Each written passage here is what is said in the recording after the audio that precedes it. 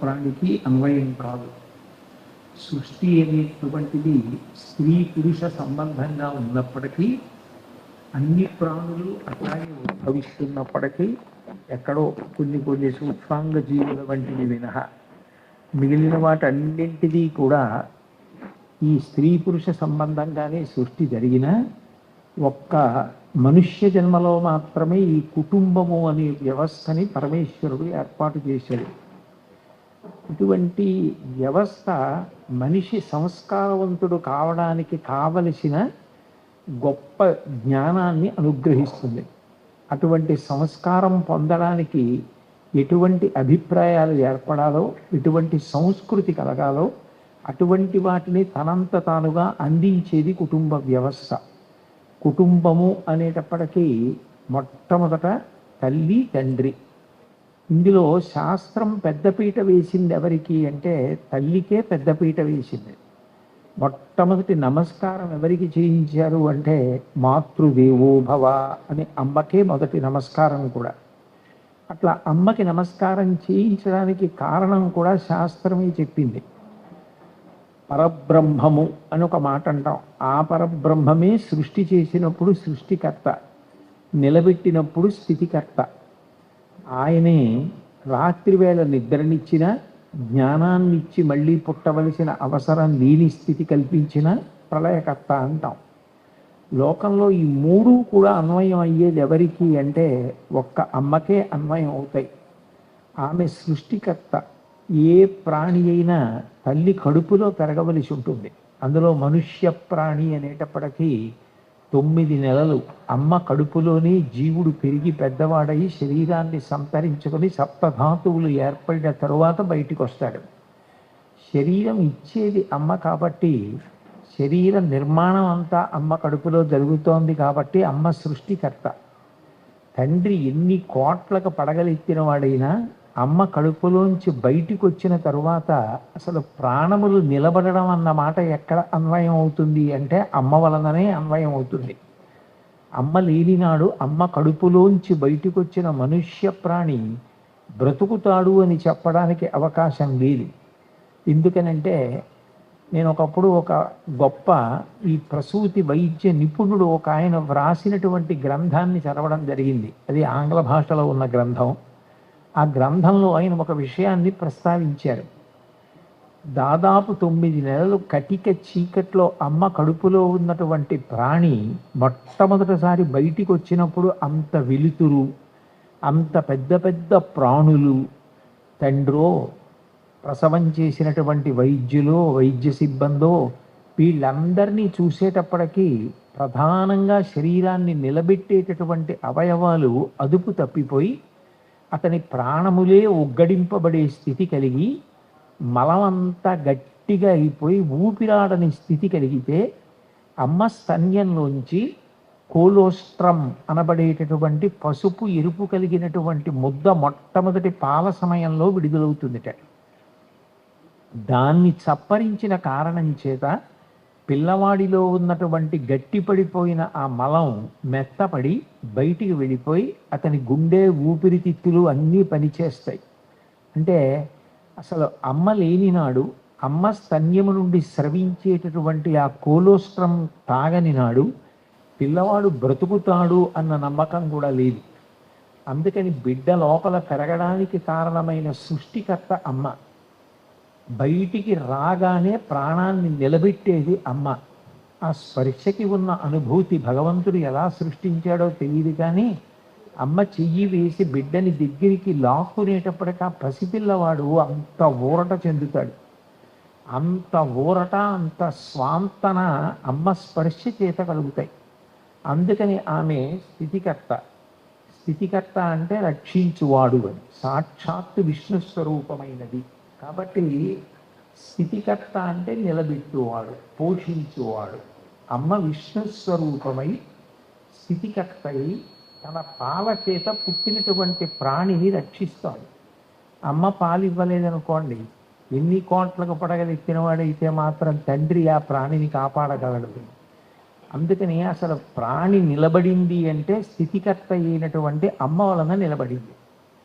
పిల్లవాడు తెలియక ఏదో ఇంటికి బంధువుల పిల్లలు వచ్చారని వాళ్ళతో ఆడుకుంటూ ఉంటే పిల్లవాడు నిద్ర పోకపోతే వాడికి వేడి చేస్తుంది, దగ్గొస్తుంది అని జో కొట్టి జోలపాట పాడి నిద్రపుచ్చేది ఎవరు అంటే అమ్మ.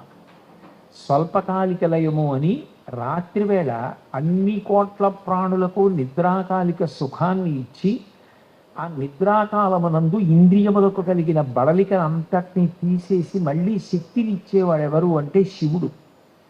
నిద్ర పుచ్చుతోంది కాబట్టి నిద్రపోతున్నటువంటి పసిబిడ్డ ఉలిక్కి పడితే తన చెయ్యి వీపు మీద వేసి జోకొట్టి పిల్లవాడికి నిద్రాభంగం కాకుండా రక్షించుకొని పిల్లవాడి ఎదుగుదలకి కారణమవుతోంది. కాబట్టి అమ్మ ప్రళయకర్త, సృష్టికర్త అమ్మయే, స్థితికర్త అమ్మయే, ప్రళయకర్త అమ్మయే. పెరిగి పెద్దవాడైన తరువాత మన కంటికి కనపడనటువంటి వాడు, మనకి తెలియనిటువంటి వాడైన పరబ్రహ్మం ఒకడు ఉన్నాడని, ఆ పరబ్రహ్మాన్ని చేరుకోమని గురువుగారు ఎట్లా ఉపదేశం చేస్తారో అట్లా నీకు నాకు కూడా రక్షకుడు, పోషకుడు, ధారకుడు తండ్రి. అటువంటి తండ్రిని నువ్వు గౌరవించు. ఆయనకి నువ్వు స్వాంతన కల్పించిన నాడు, ఆయన పెద్దవారైపోయినప్పుడు నీ భుజం మీద చెయ్యి వేసుకుని ఆయన ప్రశాంతత పొందితే, నేను ఇంత కష్టపడి నిన్ను కని పెంచి పెద్ద చేసినందుకు నాకు తృప్తి, పుట్టినందుకు నీకు తృప్తి అని తండ్రి ఎవరో పరిచయం చేసి చూపించేది అమ్మ. అందుకే గురువు జ్ఞానం ఇచ్చినట్టు జ్ఞానదాత మహేశ్వర, పరమశివుడు జ్ఞానమును కల్పించినట్లు తండ్రి ఎవరో తెలియచేస్తోంది కాబట్టి ఆమె మహేశ్వర స్వరూపం. అమ్మయే బ్రహ్మ, అమ్మయే విష్ణువు, అమ్మయే హరుడు శివుడు. కాబట్టి అమ్మని మించినటువంటి పరబ్రహ్మం లోకంలో లేదు. అటువంటి అమ్మ పరమ పూజనీయురాలు, ఎప్పుడూ గౌరవింపబడేది, ఎప్పుడూ పూజనీయురాలు ఎవరు అంటే అమ్మయే. అందుకే మాతృదేవోభవ, మొట్టమొదటి నమస్కారం ఎవరికి అంటే అమ్మకే మొదటి నమస్కారం. పైగా అమ్మ ఈ లోకంలో ఎవ్వరూ చెయ్యనటువంటి ఒక మహాత్యాగాన్ని చేసి బిడ్డని కంటుంది. పుట్టినరోజులు 5 పుట్టినరోజులు ప్రతివారు చేసుకోవాలి అని చెప్తుంది శాస్త్రం. తన పుట్టినరోజు తాను చేసుకోవాలి. అట్లాగే తల్లికి పుట్టినరోజు చేయాలి, తండ్రికి పుట్టినరోజు చెయ్యాలి, గురువుగారి పుట్టినరోజు చెయ్యాలి, దైవం పుట్టినరోజు చెయ్యాలి. దైవానికి పుట్టినరోజు ఉంటుందా అంటే శ్రీకృష్ణాష్టమి, శ్రీరామనవమి, మహాశివరాత్రి, ఈ తిథులలో భగవంతుడు అవతారములుగా కిందకొచ్చాడు కాబట్టి వాటిని కూడా చెయ్యాలి అని చెప్తుంది. ఈ 5 పుట్టినరోజులలో ఏ పుట్టినరోజు ఘనంగానే చేసుకుంటారు ఉన్నంతలో, కానీ 2 పుట్టినరోజులు చేసేది ఎవరికి అంటే అమ్మకొక్కదానికే చేస్తారు. తన పుట్టినరోజు అమ్మ పుట్టినరోజు. ఎందుకని అంటే నేను పుట్టినరోజు మా అమ్మ మరణించి మళ్ళీ పుట్టినరోజు. ఆమె బ్రతుకుతుందో బ్రతకదో ఎవ్వరికీ తెలియదు. అటువంటి స్థితిలో నేను వెళ్ళిపోయినా పర్వాలేదు, ఆయన వంశం నిలబడాలి, ఆయనకి బిడ్డనివ్వాలి అని చెప్పి బిడ్డని కనడానికి సిద్ధపడుతోంది తప్ప తన ప్రాణం పోతుందేమో ఒకవేళ ప్రసూతి సమయంలో అని గర్భం ధరించడానికి ఆమె తిరస్కరించలేదు. జనన మరణ సదృశమైనటువంటి ప్రసవ వేదనను పొంది మళ్ళీ బ్రతుకుతుందో బ్రతకదో తెలియకపోయినా తాను అంత క్లేశాన్ని అనుభవించి బిడ్డకి జన్మనిచ్చి, నిజానికి వాడికి కృతజ్ఞత చెప్పడం రాకపోయినా ఆ బిడ్డని చూసుకుని మురిసిపోయి వాణ్ణి తడిమి పట్టుకుని ముట్టుకుని పాలిచ్చి తాను ధన్యురాలనైపోయానని పరవశించిపోగలిగిన గొప్ప త్యాగమూర్తి లోకంలో ఎవరు అంటే అమ్మ ఒక్కతే. అసలు అమ్మ అన్న మాటే త్యాగం దగ్గర ప్రారంభం. అందుకే అమ్మని మించిన దైవం లోకంలో లేదు అని శంకర భగవత్పాదులంతటి వారు మాతృకా పంచకం చేస్తూ ఒక మాట అంటారు. అంబేతి తాతేతి శివేతి తస్మిన్ ప్రసూతి కాలే యదవోచ ఉచ్చైః కృష్ణేతి గోవింద హరే ముకుందే త్యహోజనన్యైః రచితోయమంజలిః అంటారు. అమ్మా నేను నా 2 చేతులెత్తి నమస్కరిస్తున్నాను. దీనికి అంటే ఒకనాడు నువ్వు కోరి తెచ్చుకున్న బాధ, నన్ను కరణం కోసమని నువ్వు ప్రసూతి సమయంలో పడుతున్నటువంటి నిప్పి తట్టుకోలేక అమ్మా, తండ్రి, కృష్ణ, శివ, గోవింద అంటూ ఎంత గట్టిగా అరిచావు. అలా అరుస్తున్నప్పుడు అక్కడ ఉన్న వైద్యులు మొదలైన వారు నువ్వే కాదులే అమ్మా, చాలామంది ప్రసవించారు, అంత గట్టిగా అరవకు అని విసుక్కుంటుంటే ఎంత నిప్పి తట్టుకుని నన్ను ప్రసవించి ఎంత నెత్తురు పోగొట్టుకుని నన్ను చూసి మురిచిపోయావు. అటువంటి నీకు నేను ఏమి ఇవ్వగలను? అందుకని రచితోయమంజలి, రెండు చేతులు శిరస్సు మీద పెట్టి నీకు నమస్కారం చేయడం తప్ప నీ రుణాన్ని తీర్చుకోలేను. శాస్త్రం పితృరుణం తీరిపోవడానికి కూడా ఒక యజ్ఞం చెప్పింది. ఆ యజ్ఞం చేస్తే తండ్రి గారి రుణం తీరిపోతుంది. సౌత్రామణి అని అది చేస్తే పితృరుణం తీరిపోతుంది. మాతృరుణం తీరడానికి ఇక ఏ విధమైనటువంటి యజ్ఞయాగాది క్రతువులు లేవు. అమ్మ రుణం తీర్చుకోవడం అన్న మాట మనుష్య జన్మలో సంభవం కాదు. అమ్మ రుణం తీర్చుకోవడం సన్యాసాశ్రమ స్వీకారం చేసిన వారికి కూడా సంభవం కాదు. అందుకే పీఠాధిపత్యం స్వీకరించిన వారు కూడా పూర్వాశ్రమంలో అమ్మగారు దర్శనానికి వస్తే లేచి నిలబడాలి.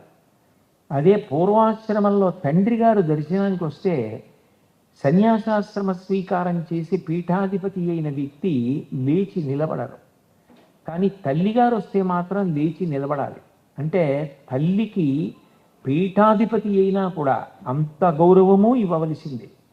అంటే తల్లి అంత గొప్పది. శంకరులు అమ్మ గొప్పతనాన్ని చెప్తూ ఆస్తాం తావదీయం ప్రసూతి సమయే దుర్వారశూలవ్యధ నైరుచ్యం తనుశోషణం బలమయీ శయ్యాచ సంవత్సరి ఏకస్యాపి న గర్భభారణ భరక్లీశస్య యస్య క్షమః దాతుం నిష్కృతి ఉన్నతోపి తనయ తస్యై జనన్యై నమః అంటారు. అమ్మా, లోకంలో నువ్వు పొందినంత కష్టం నన్ను ప్రసవించడంలో ఇక నాతో అనుబంధం ఉన్న ఎవ్వరూ పొందరు. ఆస్తాం తావదీయం ప్రసూతి సమయే దుర్వార శూలవ్యధ. ఒక శూలాన్ని భూమి మీద పాతి నిలువుగా నిలబెట్టి దాని మొన మీద ఎవరైనా వ్యక్తిని కూర్చోపెడితే వారి బరువుని అనుసరించి వారు శూలం మీదకి దిగిపోతున్నప్పుడు ఎంత బాధ పొందుతారో అంత బాధ నా ప్రసవ సమయంలో నువ్వు పడ్డావు. ఆస్తాం తావదీయం ప్రసూతి సమయే దుర్వార శూలవ్యధ నైరుచ్యం తనుశోషణం బలమయీ శయ్యాచ సంవత్సరి. నన్ను నువ్వు గర్భంలో ధరించి ఉన్నప్పుడు నీకు రుచి తెలియలేదు. ఏదో సహించక తిన్నావు. తిన్నది వంట పట్టక వాంతులయ్యి. అయినా ఈ గర్భం తీసేసుకుంటే నేను హాయిగా ఉంటానన్న మాట అనకుండా నన్ను రక్షించుకోవడానికి నీకు రుచి తెలియకపోయినా వాంతులవుతున్నా ఏదో ఒకటి తిని నన్ను రక్షించుకోవడానికి ప్రయత్నం చేశావు. శరీరము వికారమును పొందింది, చెమటలు పట్టేవి, గబగబా నడవలేవు, కూర్చోలేవు, ఒంగోలేవు, పడుకోలేవు, పక్కకి తిరగలేవు, అంత బాధ. అయినా లోపల ఉన్న నేను తంతు ఉంటే ఆ కదులుతున్నటువంటి స్పర్శకి, పాదం తగులుతున్న స్పర్శకి పరవశించిపోయావు. తంతున్నాడని లోకంలో ఎవరైనా తంతే కోపగిస్తారు. కానీ అమ్మ, నేను లోపల ఉండి తంతే నువ్వు సంతోషపడిపోయావు. తనుశోషణం మలమయీ శయ్యాచ సంవత్సరి. అయ్యో, అమ్మ కడుపులో ఉన్నానని తెలియదు, అజ్ఞానం అందామా? బయటికి వచ్చి నేను చేసిన ఉపకారం 1 సంవత్సరం నిద్ర లేకుండా చేశారు. ఎందుకని? శీతాకాలం లేదు, హేమంత ఋతువు లేదు. రాత్రి పడుకుంటే 5-6 మాటలు పక్క తడిపేస్తే, అమ్మ పక్కన పడుకుని అమ్మ చీర తడిపేస్తే మళ్ళీ లేచి వెళ్ళి చీర మార్చుకోలేక ఆ తడిసిపోయిన చీర భాగాన్ని ఎత్తి పక్కకు పెట్టుకొని పొడిగా ఉన్న చీర ఒంటికి తగిలేటట్టుగా నిద్రపోయావు. అలా ఒళ్ళంతా తడిసిపోయింది. ఒంట్లో శరీరంలో పడుకుని ఉన్నప్పుడు, అమ్మ ఒళ్ళో ఉన్నప్పుడు ఇన్ని మాటలు మల విసర్జన చేసేశాను, ఇన్ని మాటలు శరీరాన్ని శుభ్రం చేసి తన చేయి కడుక్కుని ముద్దు పెట్టుకుని విసుక్కోకుండా ఎంత కష్టపడి పెంచి పెద్ద చేశావు. నాకెక్కడ వేడి చేస్తుందో, నాకెక్కడ వాతం చేస్తుందో, నాకెక్కడ పడిశం పడుతుందోనని నీకు ఇష్టమైన పదార్థం కూడా తినకుండా పథ్యం చేశావు. నైరుచ్యం తనుశోషణం మలమయీ శయ్యాచ సంవత్సరి. నేను చేసిన మహోపకారం ఏమిటంటే సంవత్సరం పాటు నా మలం నిండిన పక్క మీద నువ్వు పడుకునేటట్టు చేశాను.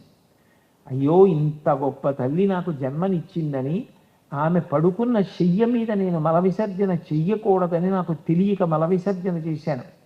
అట్లా ఏడాది పాటు నీకు అపచారం చేశాను. పెద్దవాళ్ళు అవుతుంటే నువ్వు పాలిస్తూ ఉంటే ఏ గుండెల నిండా ప్రేమ పెంచుకుని నన్ను కడుపులో ధరించి ప్రసవించి పాలిచ్చి పెంచి పోషిస్తున్నావో ఆ గుండెల మీద కాలుతో తంతు నీకు ప్రాణం కన్నా ఎక్కువైన మంగళసూత్రాన్ని చేత్తో పట్టుకు లాగాను. అయినా నేను తన్నిన పాదాన్ని అరికాలు ముద్దు పెట్టుకున్నావు. పువ్వుల పొట్లానికి దారం విప్పినట్టు నేను పట్టుకున్న ఆ మంగళసూత్రాన్ని వేళ్ళు జాగ్రత్తగా విప్పి నీ మంగళసూత్రాన్ని రక్షించుకున్నావు. ఎవరమ్మా నీ ఎంత క్షమాగుణం కలిగిన వాళ్ళు? ఏకస్యాపి న గర్భభారణ భరక్లేశస్య యస్య క్షమః. నువ్వు పడిన కష్టాల్లో ఒక్క కష్టానికి నీకు నేను ప్రత్యుపకారం చేయడానికి ఇది చేశానని చెప్పగలనా అమ్మా? నాకు సాధ్యం అవుతుందా? ఒక్కదానికి నా జన్మాంతరం మూడియం చేసిన నీకు నేను ప్రత్యుపకారం చేయలేను. ఏకస్యాపి న గర్భభారణ భరక్లేశస్య యస్య క్షమః దాతుం నిష్కృతి ఉన్నతోపి తనయత్తస్యై జనన్యై నమః. లోకంలో ఒక చెట్టుకి గొప్ప పువ్వు పూసిందనుకోండి, ఓ సౌగంధికా వృక్షానికి సౌగంధికా పుష్పం పూస్తే లోకంలో అంత గొప్ప పువ్వు ఈ చెట్టుకు పూసిందంటారు. చెట్టుది గౌరవం. అమ్మ కడుపులో పెరిగి అమ్మ కడుపులోంచి బయటికి వచ్చి పెరిగి పెద్దవాళ్ళనైనటువంటి నేను ఏదైనా కీర్తి సంపాదిస్తే అది మూలమైన చెట్టెవరో మా అమ్మకి చెందుతుంది, నాకు చెందేది కాదు. ఎందుకనంటే చెట్టు మా అమ్మ, నేను పూసిన పువ్వు లాంటి వాడిని. నాకు ఏదైనా సుగంధం ఉంటే ఆ సువాసన ఆ చెట్టుకి సంబంధించినది, కీర్తి అమ్మది. లోకంలో అమ్మ ఎవరమ్మా నువ్వు పడ్డ కష్టానికి తిరిగి నీకు మేము ప్రత్యుపకారం చెయ్యగలం, రుణం తీర్చుకోగలమని సాహసించి చెప్పగలిగిన వాడు ఎవరు ఉంటాడు? సాధ్యం కాదు. బ్రతికున్నంత కాలం ఆఖరికి 95 ఏళ్ళు వచ్చేసి ముదుసలి వగ్గైపోయినా కూడా, ఒళ్ళంతా ముడతలు పడిపోయినా, కంటి చూపు సరిగ్గా లేకపోయినా, కొడుకు అన్నం ఎంతసేపు తిన్నాడన్నది చూసి ఎరా నువ్వు సరిగ్గా భోజనం చేయకుండా తిరుగుతున్నావు, ఆరోగ్యం ఏమైపోతుందంటుంది. ఆఖరి ప్రాణం వెళ్ళిపోతున్నప్పుడు కూడా కొడుకు గురించే బెంగపెట్టుకుంటుంది, ఆ కూతురు గురించే బెంగపెట్టుకుంటుంది. అటువంటి అమ్మకి ఏమి ఇచ్చి రుణం తీర్చుకుంటాం? రామచంద్రమూర్తి అంతటి వాడు రామాయణ అయోధ్యకాండలో ఒక మాట అంటాడు, నా సుప్రతికరం తత్తు మాత్రా పిత్రాచ యత్కృతం అన్నాడు. లోకంలో ఎవడికైనా కృతజ్ఞత చెప్పచ్చేమో, కానీ అమ్మకి నాన్నగారికి కృతజ్ఞత ఏ రకంగా చెప్తావు? వాళ్ళు చేసిన ఉపకారాలు ఎన్ని ఉపకారాలు, ఎంత సేవ, వాళ్ళకి ఏమి ఇచ్చి రుణం తీర్చుకుంటావు? సాధ్యమయ్యే విషయమా? ఎంత శుశ్రూష చేసినా ఎంత సేవ చేసినా వాళ్ళ రుణం తీరేది కాదు. అంత గొప్పది అమ్మ. అందుకే నిరంతరం ఆశీర్వచనం ఇవ్వగలిగినటువంటి నిధి ఎవరు అంటే అమ్మ ఒక్కతే. శాస్త్రం కూడా ఎంత గొప్ప విషయం ప్రస్తావించిందంటే, అసలు నిజానికి చాలా చాలా గొప్ప పుణ్యం సంపాదించుకోవాలి అంటే దానికి మూలం ఎక్కడుంటుంది అంటే అమ్మ దగ్గరే ఉంటుంది. అమ్మ చుట్టూ తిరిగి ఒక్క ప్రదక్షిణం చేస్తే, ఆఖరికి అమ్మకి ఒంటి మీద తెలివి లేకపోయినా అప్పుడే అన్నం తిని నాకు మళ్ళీ అన్నం పెట్టండి ఆకలేస్తోంది అని అనేటటువంటి స్థితిలో అమ్మ ఉన్నా, అటువంటి వారిని నేను ఒకరిని చూశాను. అమ్మకి ప్రదక్షిణం చేసి ఒక్క నమస్కారం చేస్తే భూప్రదక్షిణ శక్తిన భూమికి 6 మార్లు, కాశీయాత్రాయుతేన చ సేతు స్నాన శతైర్యచ్చ 21 మాటలు భూమికి ప్రదక్షిణం. అట్లాగే ఆ సముద్ర స్నానం రామేశ్వరం వెళ్ళి 100 పర్యాయాలు చేసినటువంటి ఫలితం తత్ఫలం మాతృవందని, అమ్మకి నమస్కారం చేసిన చేత కలుగుతోంది. పరదేవత విజయవాడ పట్టణం సాక్షాత్ ఇంద్రకీలాద్రి మీద కనకదుర్గమ్మ వెలిసి ఉన్నటువంటి పట్టణం. అటువంటి కనకదుర్గమ్మ కూడాట అమ్మని తీయాలంటే చాలా భయపడుతుందిట. ఎన్నేళ్ళు వచ్చినా అమ్మని తీసేస్తే వీడు బావురుమంటాడు. అమ్మా అని పిలవడానికి మనిషి లేకపోతే వీడికి జీవితంలో గొప్ప శాంతి స్థానం, స్వాంతన స్థానం పోయినట్టు. నేను ఈ అమ్మని తీసేసుకున్నప్పుడు వాడు ఒకవేళ నా దగ్గరికి వచ్చి, అమ్మా నిన్ను నమ్ముకున్నానే, మా అమ్మని ఎందుకు తీసుకెళ్ళావు అని అడిగితే నేను వాడికి ఏమని జవాబు చెప్పను అని ఆలోచించి 4 అమ్మల్నిచ్చి తీసుకుంటుందట. అందులో మొట్టమొదటి అమ్మ ఎవరు అంటే గోమాత. గోమాత యందు మాతృమూర్తి ఉంటుంది. శరీరం వదిలిపెట్టిన తర్వాత పితృదేవతలు గోవు యందు లయమవుతారు. కాబట్టి గోసేవ మాతాపితృల యొక్క సేవ. అమ్మ పుట్టినరోజు వచ్చింది అంటే ఎంత పెద్దదైపోయినా కొట్టుకుపోయి మధుర పదార్థం తెప్పించి కొడుక్కో కూతురుకో పెట్టకుండా ఉండలేదు. అట్లాగే పుట్టినరోజు నాడు ఆవు దగ్గరికి వెళ్ళి ఆవు పాలు తాగితే అమ్మ పెట్టిన మధుర పదార్థం తిన్నట్టే. అందుకని గోమాతనిచ్చింది. ఎప్పుడూ నీకు దగ్గరగా అమ్మను ఉంచుతాను అని భూమాతనిచ్చింది. అట్లాగే నీకు పిలిస్తే పలకడానికి నేను ఉంటాను అని చెప్పి లోకమాత కనకదుర్గమ్మయ్యి ఆవిడ ఇంద్రకీలాద్రి పర్వత శిఖరం మీద కూర్చుంది. అక్కడికి 3 తల్లులు ఇచ్చింది. 4వది భూమినంతటినీ భూమాత అని పిలిచినా నీ దేశం ఏదుందో ఆ దేశం పట్ల నువ్వు ప్రీతితో దానిని ఒక చిత్తరువుగా, ఒక మూర్తిగా, ఒక రూపంగా బకించంద్ర చటర్జీ వందే మాతరం అన్నట్టుగా చూడడానికి నీకు దేశమాతా స్వరూపంగా ఇస్తున్నాను అని అందించింది. 4 తల్లుల్ని ఇచ్చి తప్ప తల్లిని తీసుకోవడానికి అమ్మవారు కూడా సాహసించదట. అంటే అమ్మ యొక్క స్థానం అంత గొప్పది. మీరు ఈ దేశంలో ఎంతటి మహాత్ములైనా కానివ్వండి, అమ్మని గౌరవించకుండా ఉండడం అన్న మాట ఈ లోకంలో లేదు. దక్షిణ దేశంలో అరుణాచలంలో భగవాన్ రమణులు అంత గొప్పవారు అయినా చిట్ట చివర అమ్మగారి యొక్క శరీరాన్ని భూమిలో ఉంచి మాతృభూతేశ్వరాలయం నిర్మాణం చేశారు.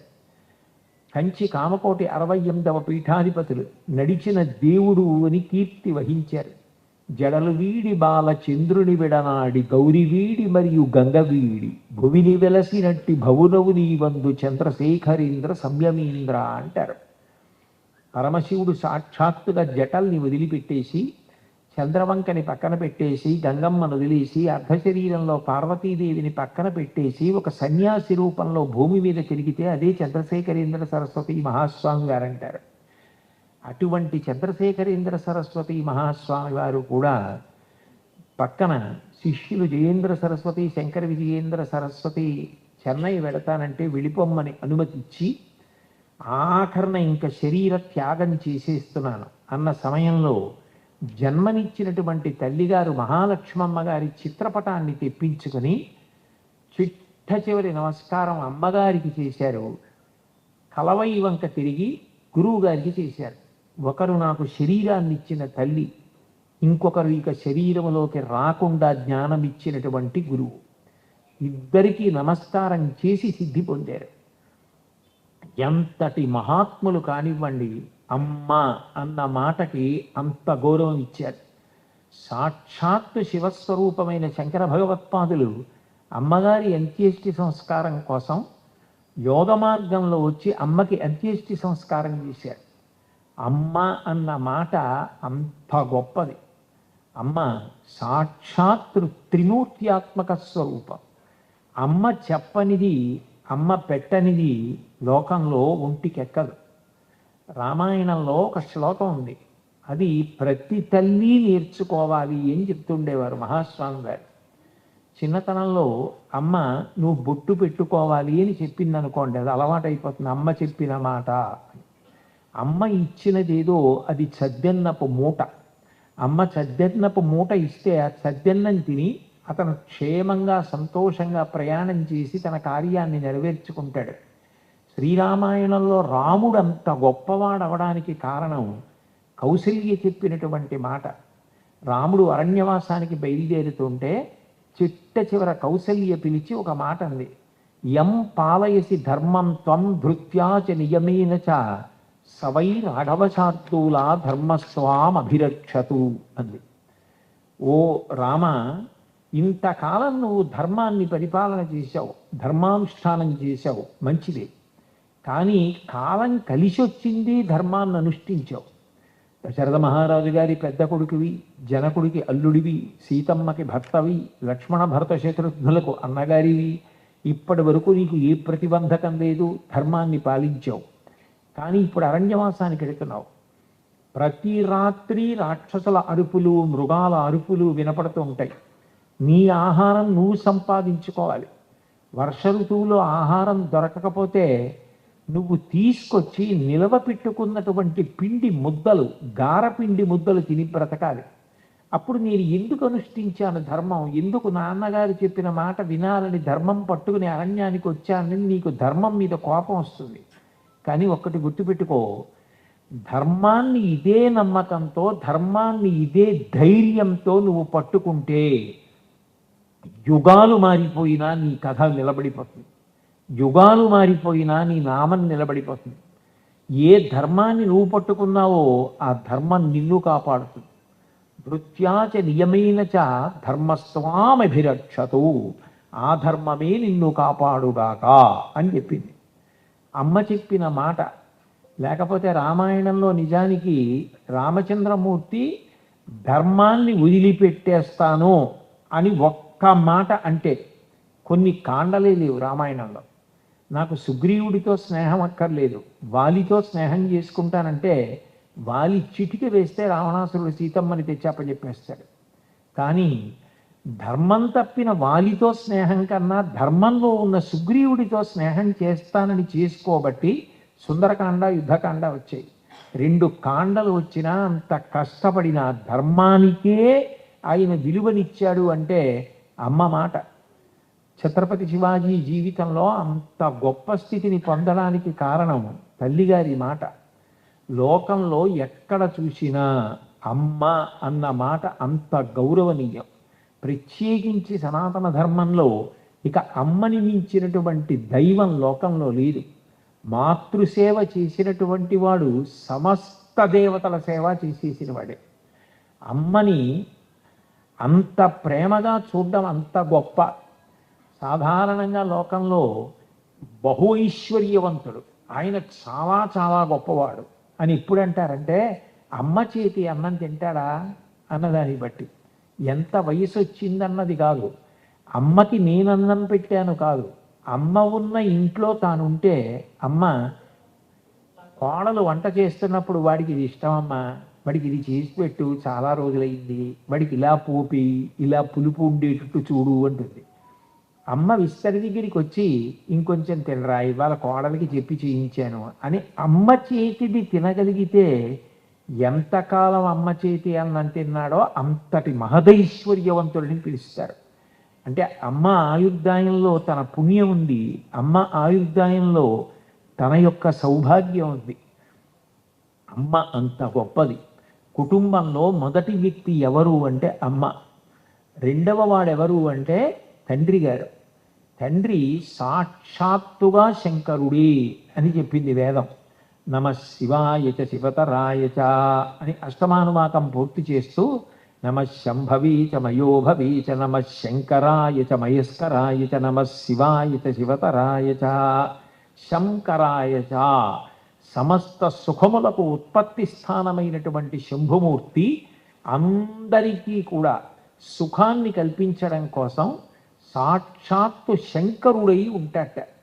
ఇంట్లో తండ్రి గారు ఎవరు అంటే శంకరుడే. పరమశివ దర్శనమే తండ్రి దర్శనం. తండ్రి తను కష్టపడినా పర్వాలేదు, తను ఎంత త్యాగమైనా చేసేస్తాడు, కానీ కొడుకు సుఖపడాలి. మీరు సాధారణంగా ఏ తండ్రిని పలకరించండి, ఆ తండ్రి సంతోషపడేది ఇప్పుడు అంటే నేను ఇన్ని అనుభవించాను కాబట్టి అనడం. నా జీవితంలో నేను ఏది పొందలేకపోయానో, ఏ సంతోషాన్ని నేను పొందలేకపోయానో, ఏ భద్రత నేను పొందలేకపోయానో అది నా కొడుక్కి దక్కింది, నా కొడుకు సంతోషంగా ఉన్నాడు అంటే తండ్రి ఎంత సంతోషపడిపోతాడు. అందుకే తండ్రి మహాత్యాగమూర్తి. తండ్రికి నిరంతర ఆలోచన ఏముంటుంది అంటే కొడుకు సంతోషంగా ఉండాలి, కొడుకు సంతోషంగా ఉండాలి. అందుకే సహజంగా మొదటి గురువు ఎవరవుతారు అంటే తండ్రే ప్రథమంలో గురువు అవుతారు. ఆయన ఎంత చదువుకున్నాడు ఎంత చదువుకోలేదు అన్నదానితో సంబంధం లేదు. అందుకే ఇప్పటికీ పెద్దలు ఒక మాట చెప్తారు, అక్షరాభ్యాసం చేయిస్తే తండ్రి గారితోటే చేయించండి, తండ్రిని మించిన గురువు లేడు అని చెప్తారు. ఎందుకనంటే ఎప్పుడూ కొడుకు వృద్ధిలోకి రావాలి అని కోరుకునేవాడు తండ్రి.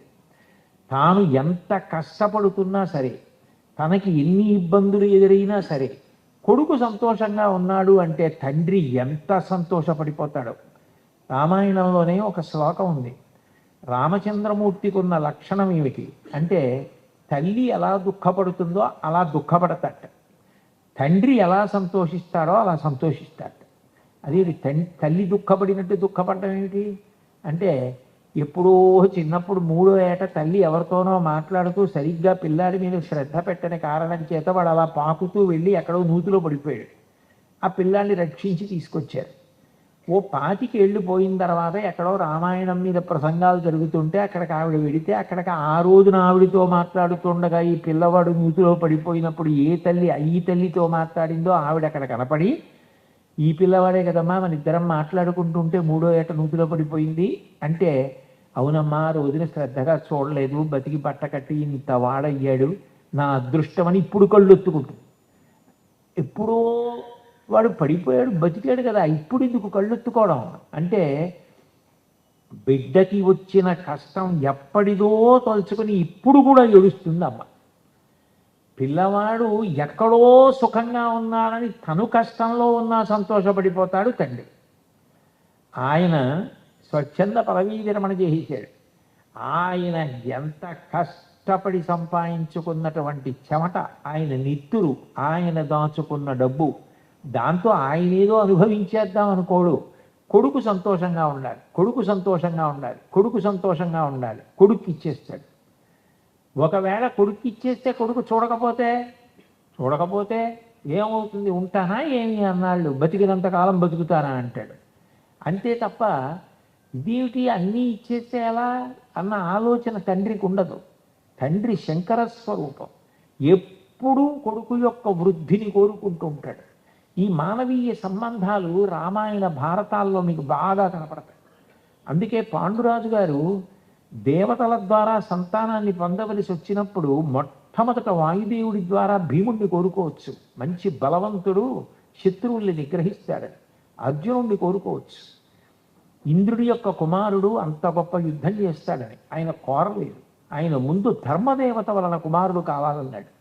ఎందుకనంటే తను అశాశ్వతం, తను వెళ్ళిపోతే తండ్రి స్థానంతో సమానమైన స్థానం పెద్దన్నగారు. పెద్దన్నగారు ధర్మాన్ని పట్టుకున్నవాడైతే కింద ఎంత బలం ఉన్నా ఎంత విద్వత్తున్నా అది వృద్ధిలోకి వస్తుంది, ఈశ్వర రక్షణకి కారణమవుతుంది. కృష్ణుడు రక్షణ వహించాడు అంటే వాళ్ళందరూ ధర్మాన్ని పట్టుకున్నారు కాబట్టి. ధర్మం ఎందుకు పట్టుకున్నారు? మీరు మహాభారతం చదివితే ఆరణ్య పర్వంలోనూ అక్కడక్కడ భీముడు ఉద్రేకపడి ఈ అరణ్యవాసం వద్దు, అజ్ఞాతవాసం వద్దు, వెళ్ళి దుర్యోధనుడి మీద కలిగిపడిపోదాం అంటాడు. అన్నప్పుడల్లా ధర్మం పేరు చెప్పి ఆపుతూ ఉంటాడు ధర్మరాజు. ధర్మరాజు ధర్మాన్ని పట్టుకున్నాడు కాబట్టి, తమ్ముళ్ళని నడిపించాడు కాబట్టి ధర్మం వైపుకి కృష్ణుడు నిలబడ్డాడు. గాంధారి దగ్గర ఆశీర్వచనం కోసం వచ్చాడు దుర్యోధనుడు. యుద్ధానికి వెళ్ళేటప్పుడు వచ్చి అమ్మకి నమస్కరించి, అమ్మ నేను విజయం పొంది రావాలని ఆశీర్వదించన్నాడు.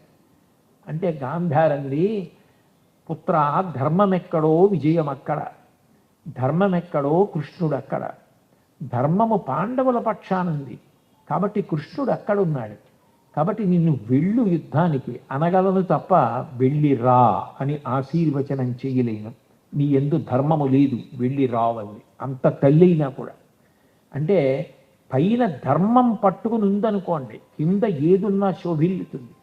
ధర్మం లేనినాడు కింద ఎన్ని శక్తులున్నా అవి రక్షింపబడవు. అందుకే ముందు ధర్మరాజు గారు పెద్ద కొడుకుగా రావాలని కోరుకుని రక్షించుకున్నాడు.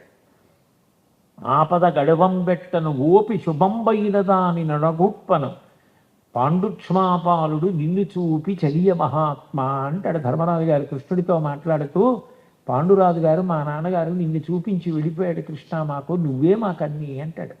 కృష్ణుడు అంత కష్టపడి వాళ్ళని రక్షించాడంటే ఆ ధర్మం కారణం. ఆ ధర్మదేవత పెద్ద కొడుకు అయి ఉన్నాడు కాబట్టి పాండురాజు గారికి వాళ్ళు విజయం సాధించారు. తండ్రి అంత దూరదృష్టితో బిడ్డని రక్షించుకోవడానికి ప్రయత్నిస్తాడు. తండ్రిలా తాపత్రయం, ఆ శోకం ఉన్నవాడు ఉండడు. అందుకే వ్యసనేషు మనుష్యాణం భృశం భవతి దుఃఖిత ఉత్సవేషు చ సర్వేషు పితేవ పరితుష్యతి. కొడుకు సంతోషపడిపోతుంటే తండ్రి తాను ఎంత ఆనందపడిపోతాడో. తనకున్నవన్నీ అమ్మేశాడు, ఇల్లు తాకట్టెట్టేశాడు, కొడుకుని ఎక్కడో విదేశాలకు పంపించాడు.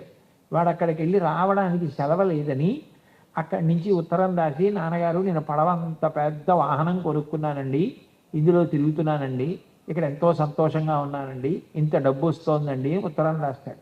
ఈ పెద్ద ఆయన ఏం అనుభవిస్తున్నాడు ఇక్కడ?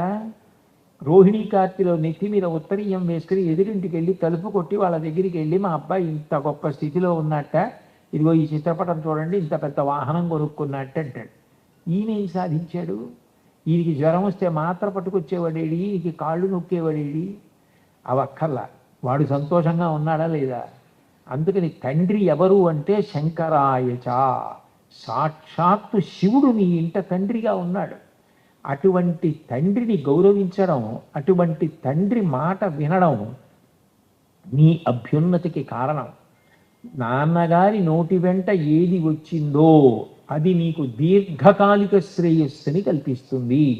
అందుకే మనుష్య జీవితంలో, కుటుంబ వ్యవస్థలో పరమేశ్వరుడు పెట్టిన గొప్ప విలువ ఏది అంటే, దీర్ఘకాలిక ప్రయోజనం ఇచ్చేటటువంటి సమస్య కానీ సన్నివేశం కానీ ఏర్పడినప్పుడు దానికి పరిష్కారం సర్వోత్కృష్టంగా ఎవరు చెప్తారు అంటే తండ్రి చెప్తాడు.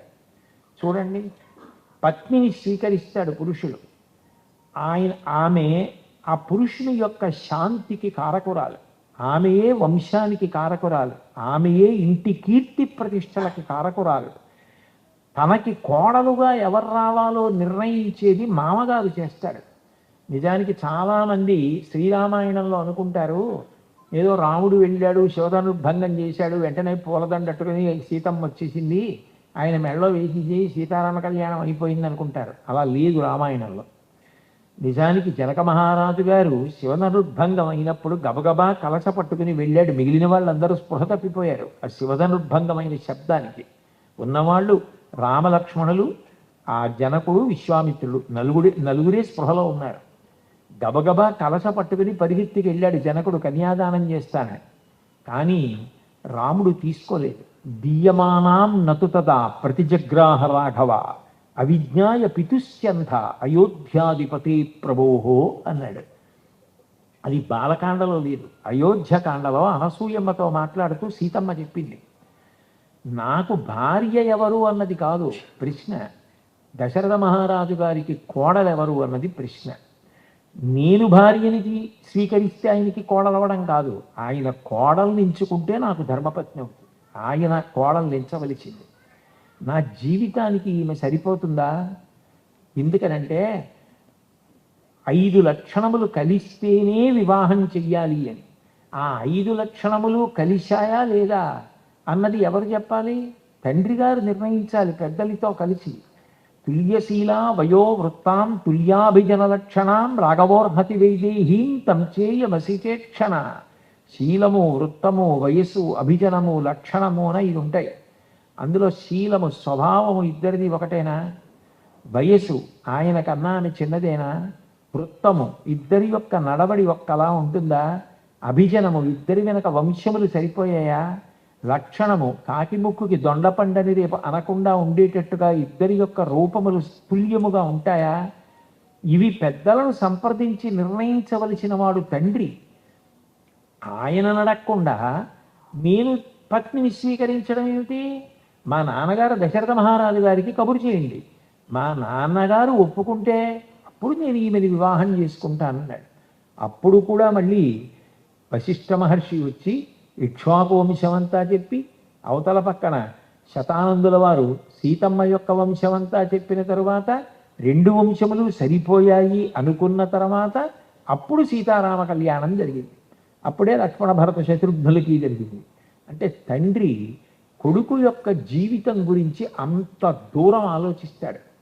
ఎంత దూరం ఆలోచిస్తాడంటేట చిట్ట చివర ప్రాణం పోయిన తరువాత కూడా శరీరాన్ని వదిలిపెట్టకుండా వ్యానవాయు రూపంలో కూర్చుంటాట. ఎందుకంటే నేను వెళ్ళిపోతే వీడు ఏమైపోతాడో, వీడిని రక్షిస్తారో రక్షించరో, నేనున్నప్పుడంటే నా కోసమని ఇంతమంది తిరుగుతూ ఉండేవారు, వాళ్ళందరూ నా కొడుకుని జాగ్రత్తగా చూసేవారు, నేను వెళ్ళిపోయాక చూస్తారో చూడరో, వాడు ఏమైపోతాడు అని బెంగ పెట్టుకుంటే కొడుకు ఆనంద హోమం అని చేస్తాడు అని చెప్తుంది అంత్యేష్టి సంస్కారం చేసి. పిచ్చి నాన్నగారు మీ శరీరం బడలిపోయిందండి, పెద్దవారైపోయారు, సంధిబంధాలన్నీ ఇందులో కదిలిపోయాయి, మీరు ఇందులో వాసం చేయలేరు, ఈ గూడు చెదిరిపోయింది, ఈ గూడు వదిలేయండి, మీరు పితృదేవతా స్థానంలో కూర్చుని ఆశీర్వచనం చేసి నన్ను కాపాడండి, మీరు ఇంక ఈ గూటిలో ఉండద్దు అని కొడుకు చెప్పి ఆనందహోమం చేస్తే వదిలేస్తట. అంటే తండ్రికి కొడుకు మీద అంత అపేక్ష ఉంటుంది. అందుకని సంవత్సరం పాటు ఏటి సూతకం విధించారు కొడుక్కి. ఆయన ఆ సంవత్సరం పాటు తాను భార్యతో కలిసి పీటల మీద కూర్చుని ఉత్సవాలు, కళ్యాణాలు, తీర్థయాత్రలు ఇవి చేయకుండా తాను తనకి జన్మనిచ్చిన తండ్రి కూడా తరించడానికి అన్నదానం చేయడం, మంచి పనులు చేయడం, గోసేవ చేయడం, తన శరీరంతో మంచి మంచి పనులు 10 మందికి పనికొచ్చేవి చేయడం చేస్తే శరీరంతో ఉండగా తండ్రి చేసుకోలేకపోయిన పుణ్యాన్ని కట్టబెట్టగలిగిన వాడెవరు అంటే ఏడాది పాటు కొడుకు ఒక్కడే. ఆ కొడుకు ఇక్కడ ఏడాది పాటు చేసినది ఏదుందో అది తండ్రి ఖాతాలో పెడుతుంది. అందుకని ఒక తండ్రికి కొడుక్కి, ఒక తండ్రికి కూతురికి ఉండే సంబంధం అంత గొప్పది. వివాహకాండలో చతుర్థీ విభక్తి వీరు కన్యాదానం చేసేటప్పుడు చతుర్థీ విభక్తి వేశాననుకోండి, ఇక మళ్ళీ నాదన్న మాట అనకూడదు. నేను ఈ పంచెల చాపు కట్టుకున్నాను అనుకోండి, ఎవరో ఇచ్చారు అనుకోండి, పోనీ ఉదాహరణకి నాకు ఎవరో ఇచ్చాడు, నేను ఈ పంచె కట్టుకున్న తర్వాత ఏమండి నేను ఇచ్చిన పంచే కదూ బాగుంది సుమా అంచు అనకూడదు. ఇక ఒకసారి ఇస్తే ఇచ్చేసినట్టే, ఇదం నమమా అని. కన్యాదానం చేసేటప్పుడు అలా ఆడపిల్లని ఇక నా పిల్ల కాదని ఇవ్వరు. ఆడపిల్లని కన్యాదానం చేసినా ఆమె పుట్టింటికి కూడా చెందుతుంది. అందుకే నిజానికి కొడుకు చేసేదానికన్నా కూతురు ఎక్కువ చేయగలదు. ఎందుకనంటే కన్యాదానం చేసినప్పుడే దశ పూర్వేషాం దశాపరేషాం, 10 తరాల ముందు 10 తరాల తర్వాత తనతో కలిపి 21 తరాలు ఉద్ధరిస్తుంది. 2 చతుర్థీ విభక్తి లేదు కాబట్టి ఆమె ఏ ధర్మాచరణం చేస్తోందో దాని చేత 2 వంశాలని ఉద్ధరిస్తుంది. ఇటు పుట్టింటిని అటు మెట్టినింటిని కూడా ఆడపిల్ల ఉద్ధరించగలదు. అంత గొప్పది ఆడపిల్ల. తల్లిదండ్రులకి ఉన్న అనుబంధం అటువంటిది. అట్లాగే కోడలకున్నంత శక్తి లోకంలో ఇక ఎవ్వరికీ ఉండదు. నిజానికి నా కడుపున పుట్టినది నా కూతురు, నా కడుపున పుట్టనిది నా కోడలు. అయినా కూడా నేను నా శరీరం పడిపోయిన తరువాత ఎవరి నుంచి కోరుకుంటాను అంటే కోడల నుంచి కోరుకుంటాను. నాకు తర్వాత జరగవలసినటువంటి కార్యాలకి ప్రధానురాలు ఎవరు అంటే కొడుకు కాదు, కోడలు. ఆమె దీపం పెడితేనే పితృదేవతగా నన్ను ఉద్దేశించి కొడుకు చేయవలసిన కార్యాలు. ఆమె దీపం పెట్టకపోతే కొడుకు కూడా ఏం చేయడానికి లేదు. ఏదైనా ప్రకృతి సంబంధమైన కారణాల వల్ల ఆమె దీపం పెట్టడానికి అభ్యంతరం వస్తే ఆమె దీపం పెట్టడానికి యోగ్యత పొందిన తరువాతే కార్యాన్ని చెయ్యాలి తప్ప చేయడానికి వీల్లేదు కొడుకున్నా కూడా. అంటే కోడలితో అనుబంధం అంత గొప్పది. లోకంలో ఒక మాట అంటారు, ఒక స్త్రీ జీవితం మొత్తం మీద గుండెలు బాదుకుని ఏడవలసి వస్తే ఒక్కసారి అలా ఏడవాలి అని చెప్తారు. ఇప్పుడు అంటే మామగారు వెళ్ళిపోయినప్పుడు అంతే. ఎందుకని మామగారిలా కోడల్ని ప్రేమించగలిగిన వాడు, కోడలు సంతోషంగా ఉండాలని కోరుకోగలిగిన వాడు ఇక ఎవరు ఉండరట. ఎక్కడ తన కోడలు కష్టపడిపోతుందో, ఎక్కడో పుట్టింది, ఎక్కడో పెరిగింది, ఆ తల్లిదండ్రుల్ని వదిలిపెట్టి నా ఇంటికి వచ్చింది, అంత కష్టపడి నాకు మనవల్ని ఇచ్చింది, వంశాన్ని నిలబెట్టింది, నా కడుపున పుట్టిన పిల్ల. అయినా నేను కొడుకు దగ్గరికి వెళ్ళేటప్పటికి మామయ్య గారు ఎవరో ఒకళ్ళు వస్తూనే ఉంటారు, మీరు ఇలా 9:30కి 10ంటికి పలహారం చేస్తే ఆరోగ్యం ఏమైపోతుంది, నేను కాసేపు వెళ్ళి మాట్లాడుతూ ఉంటాను, మీరు ఇక్కడ గప్చిప్గా పలహారం చేసిరండి, ఏం పర్వాలేదు అంటుంది. ఎంత ప్రేమ! ఎక్కడ పుట్టిన పిల్ల ఇక్కడికి వచ్చి మామగారి మీద అంత ప్రేమ ఏమిటి, అత్తగారి మీద అంత ప్రేమ ఏమిటి, అత్తవారింటిని అంత ప్రేమగా చూసుకోవడం ఏమిటి. ఎక్కడికి వెళ్ళినా మొదట ఏది కోరినా మా ఆయన అత్తారిల్లు, తర్వాత పుట్టిల్లు, రెండిటినీ కోరేది ఎవరైనా ఉంటే ఆడపిల్ల. పైగా ఆశ్చర్యం ఏంటంటే, ఎవరమ్మా మీరు అని అడిగారు అనుకోండి, ఫలానా వారి కోడలు అని చెప్తుంది ముందు. సీతమ్మంతటిది రామాయణంలో హనుమ, కస్త్వం, ఎవరు నువ్వు, సీతమ్మేనా అమ్మా అని అడిగితే, పృథివ్యా రాజసింహానాం ముఖ్యస్య విదితాత్మన స్నుషా దశరథస్యాహం శత్రుసైన్య ప్రతాపిన అంది. నేను దశరథ మహారాజు గారి కోడలు అంది. నేను వారి కోడల్ని అని చెప్తుంది గర్వంగా.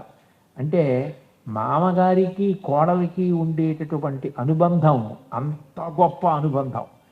ఆఖరి ఊపిరి వరకు కూడా కోడలు బాగుండాలి, కోడలు బాగుండాలి, కోడలు బాగుండాలని అంత తాపత్రయపడతాట మామగారు.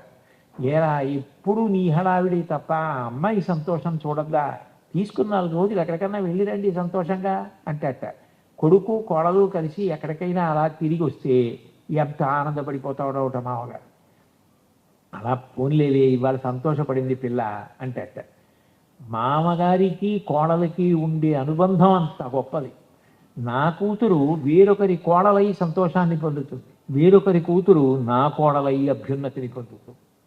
అందుకే గొప్ప తపస్సు ఎక్కడుంటుంది అంటే ఎవరికి కోడలైంది అన్నదాన్ని బట్టి.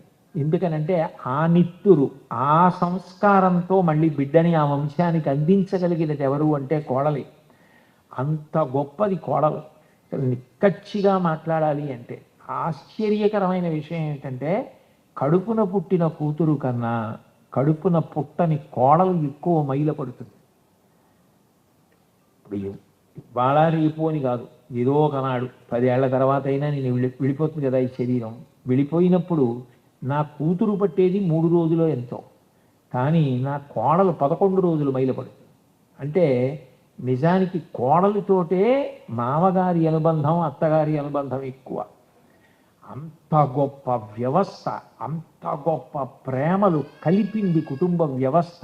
అంత గొప్ప వ్యవస్థ ఇంకా మీకు ప్రపంచంలో ఎక్కడా కనపడదు.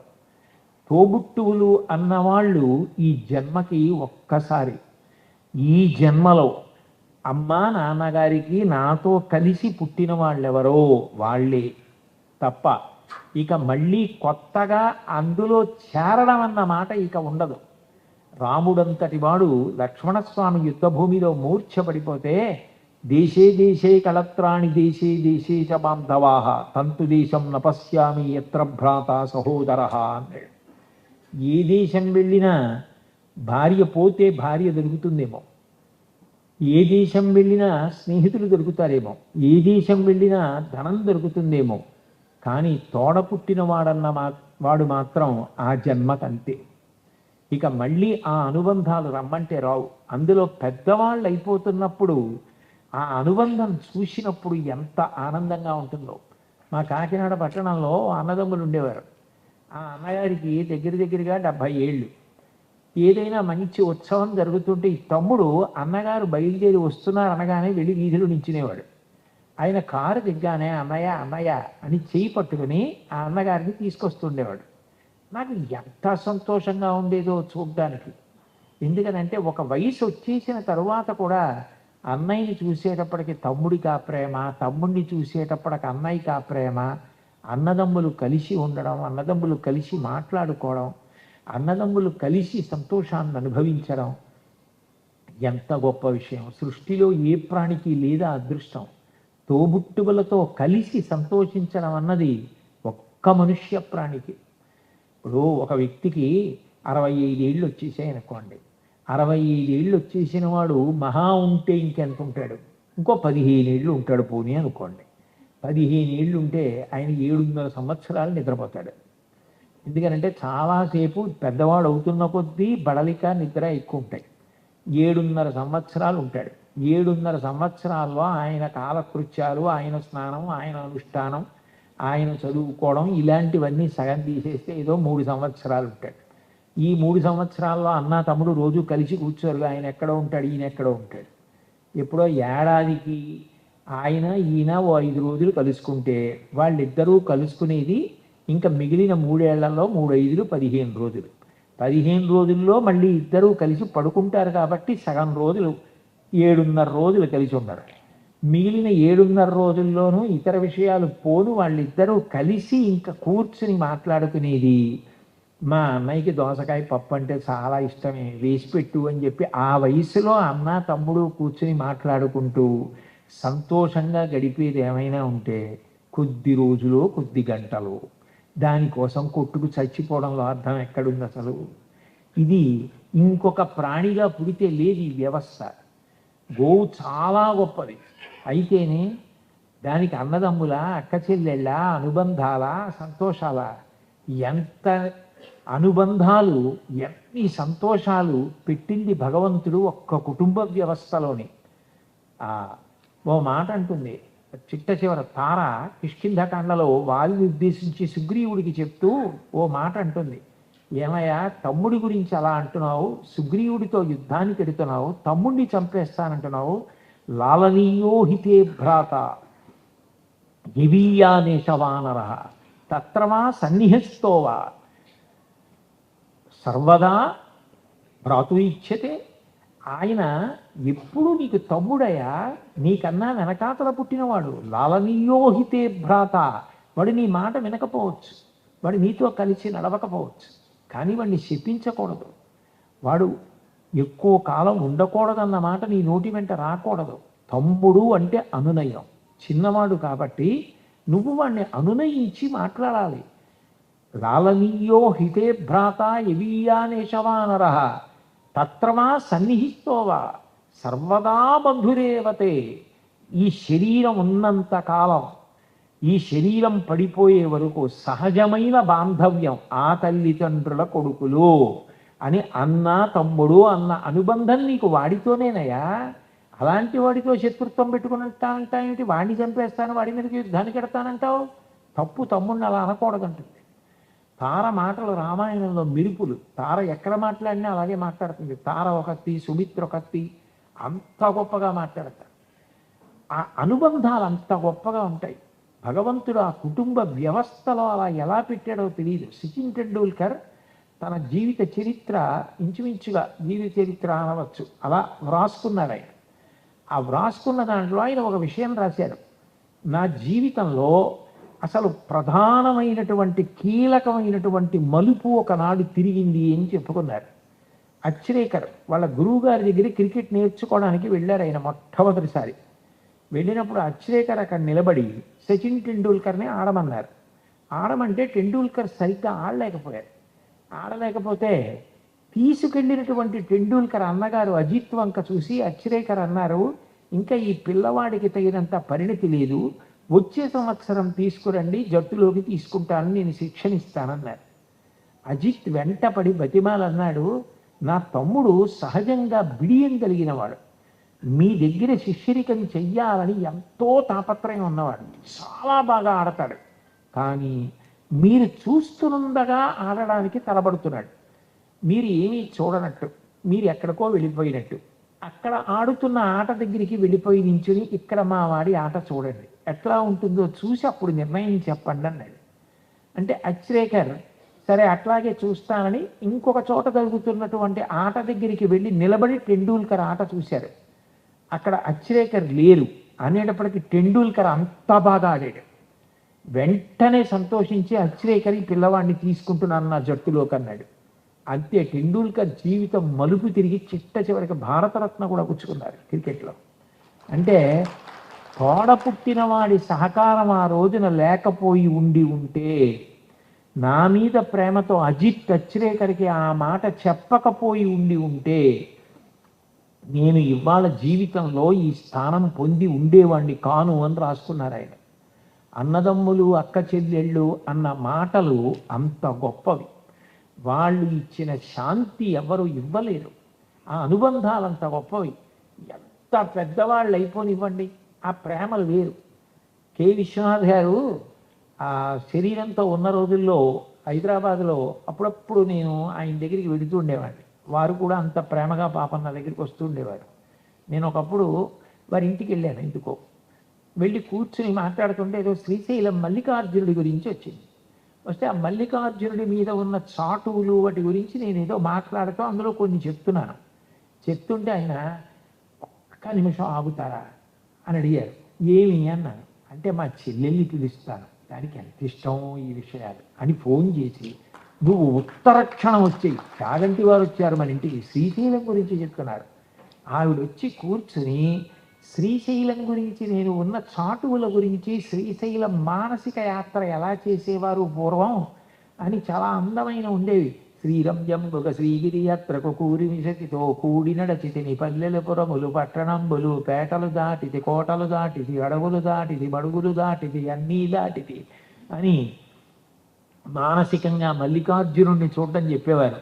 కంటిని శ్రీగిరి కందుల నిండా వింటిని మహిమలు వీణుల నిండా మహిమలు నేనేమని చెప్పుదు అని పూర్వం వాళ్ళు రాసినవి చెప్తుంటే వాళ్ళ చెల్లెలు గారు ఆనందపడిపోయి, ఆవిడ పెద్దవారు అయిపోయారు. ఆవిడికి తెలిసిన ఆవిడ చదివి విశ్వనాథ్ గారు ఆవిడ చెయ్యి పట్టుకుని ఎంత ఆనందపడిపోయారో. అసలు అన్నగారికో తమ్ముడికో పెళ్ళి అవుతోంది అనుకోండి, సంరంభం అంతా ఎవరిదంటే అక్క చెల్లెళ్ళే.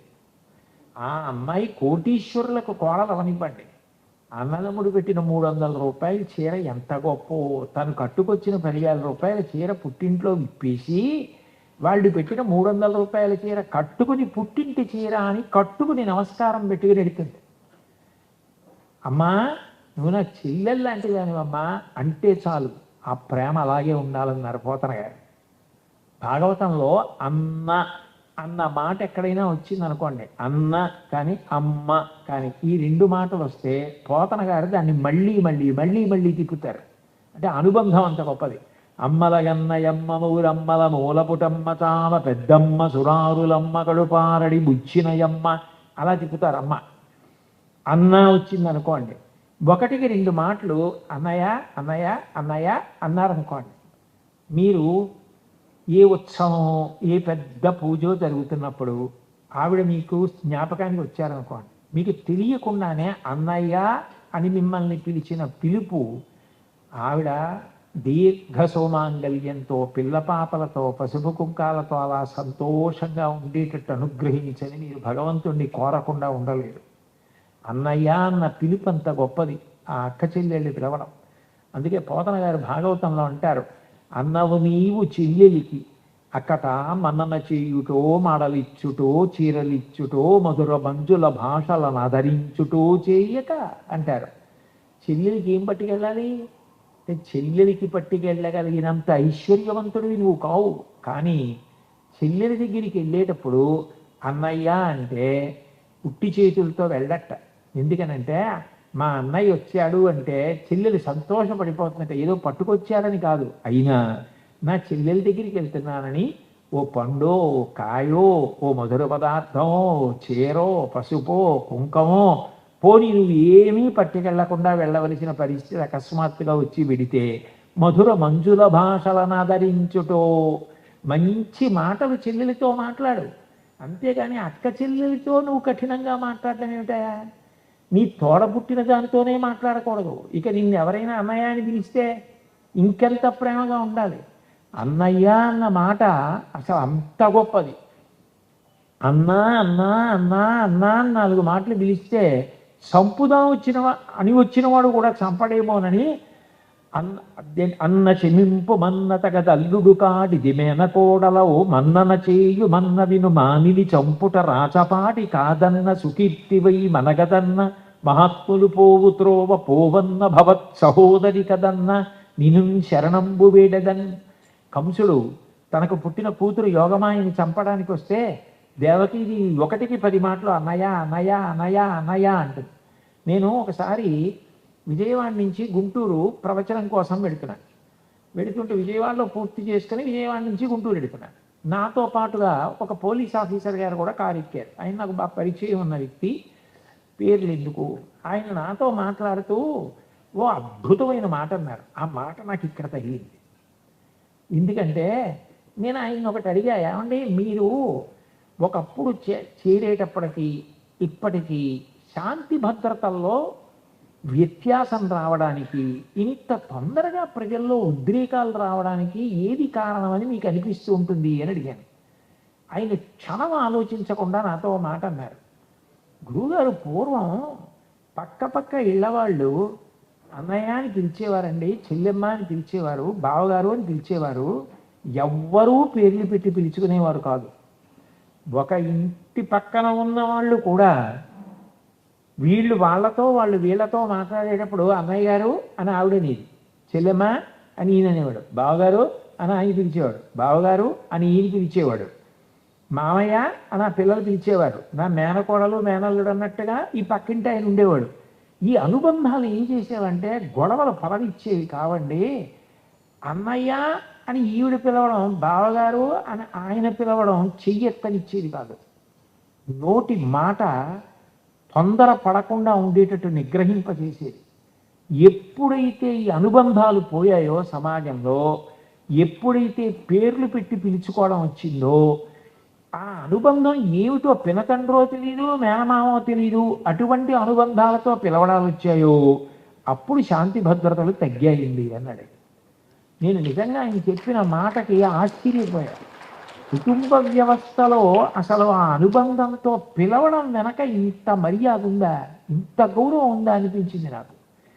అంత గొప్పగా అంటుకుని ఉండేటట్టు చెయ్యగలుగుతాయి. అంత గొప్పది అన్నా చెల్లెళ్ళ యొక్క అనుబంధం.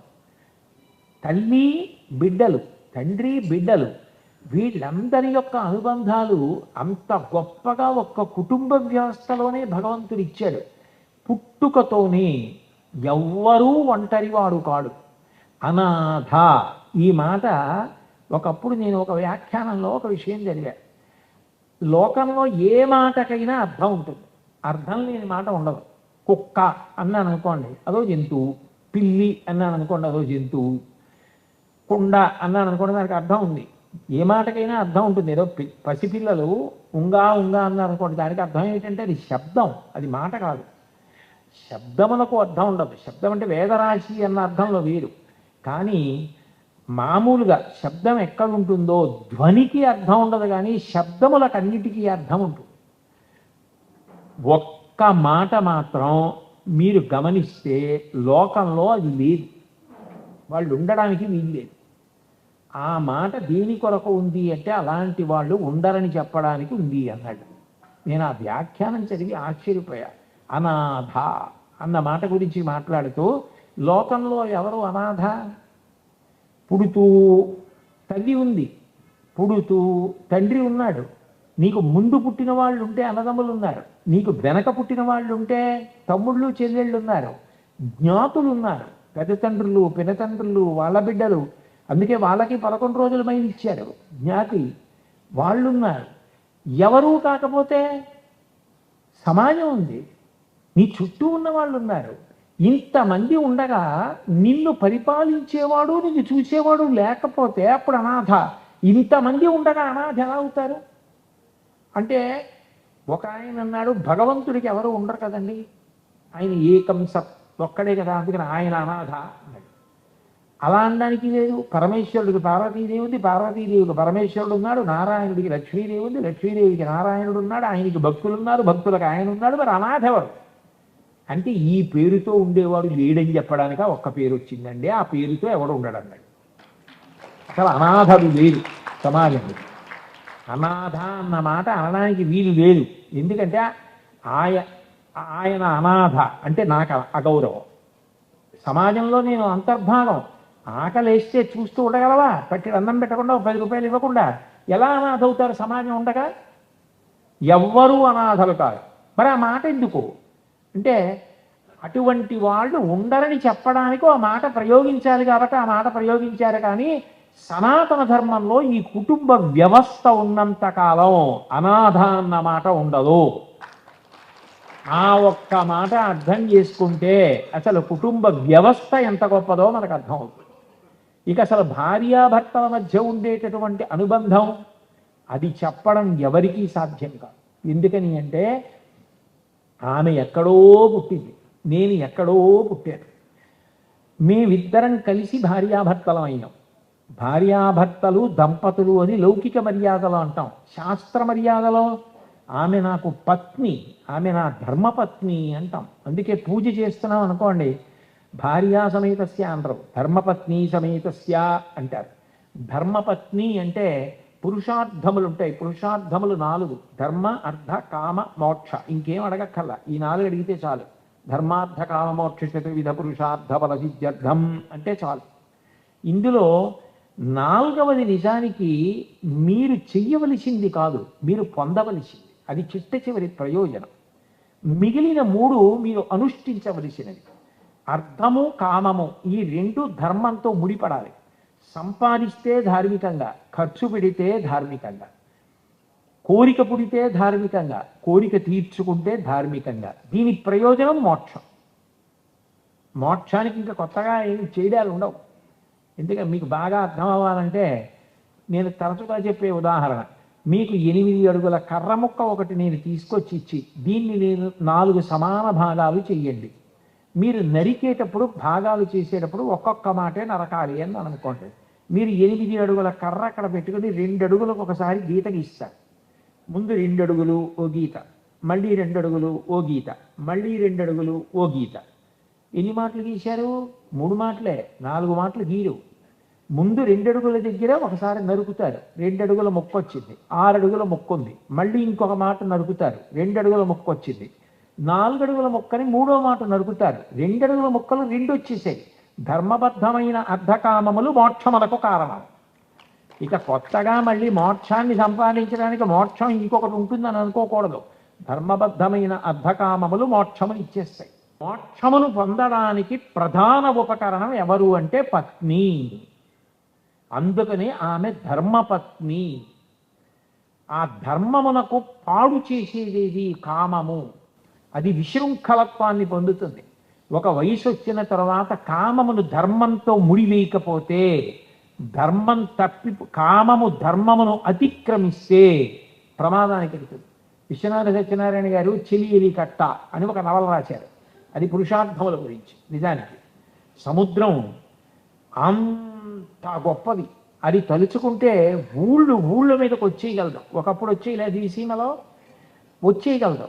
కానీ చేతకాని దానిలా ఒడ్డు వరకు వచ్చి కెరటాలు వెనక్కి వెళ్ళిపోతుంటాయి.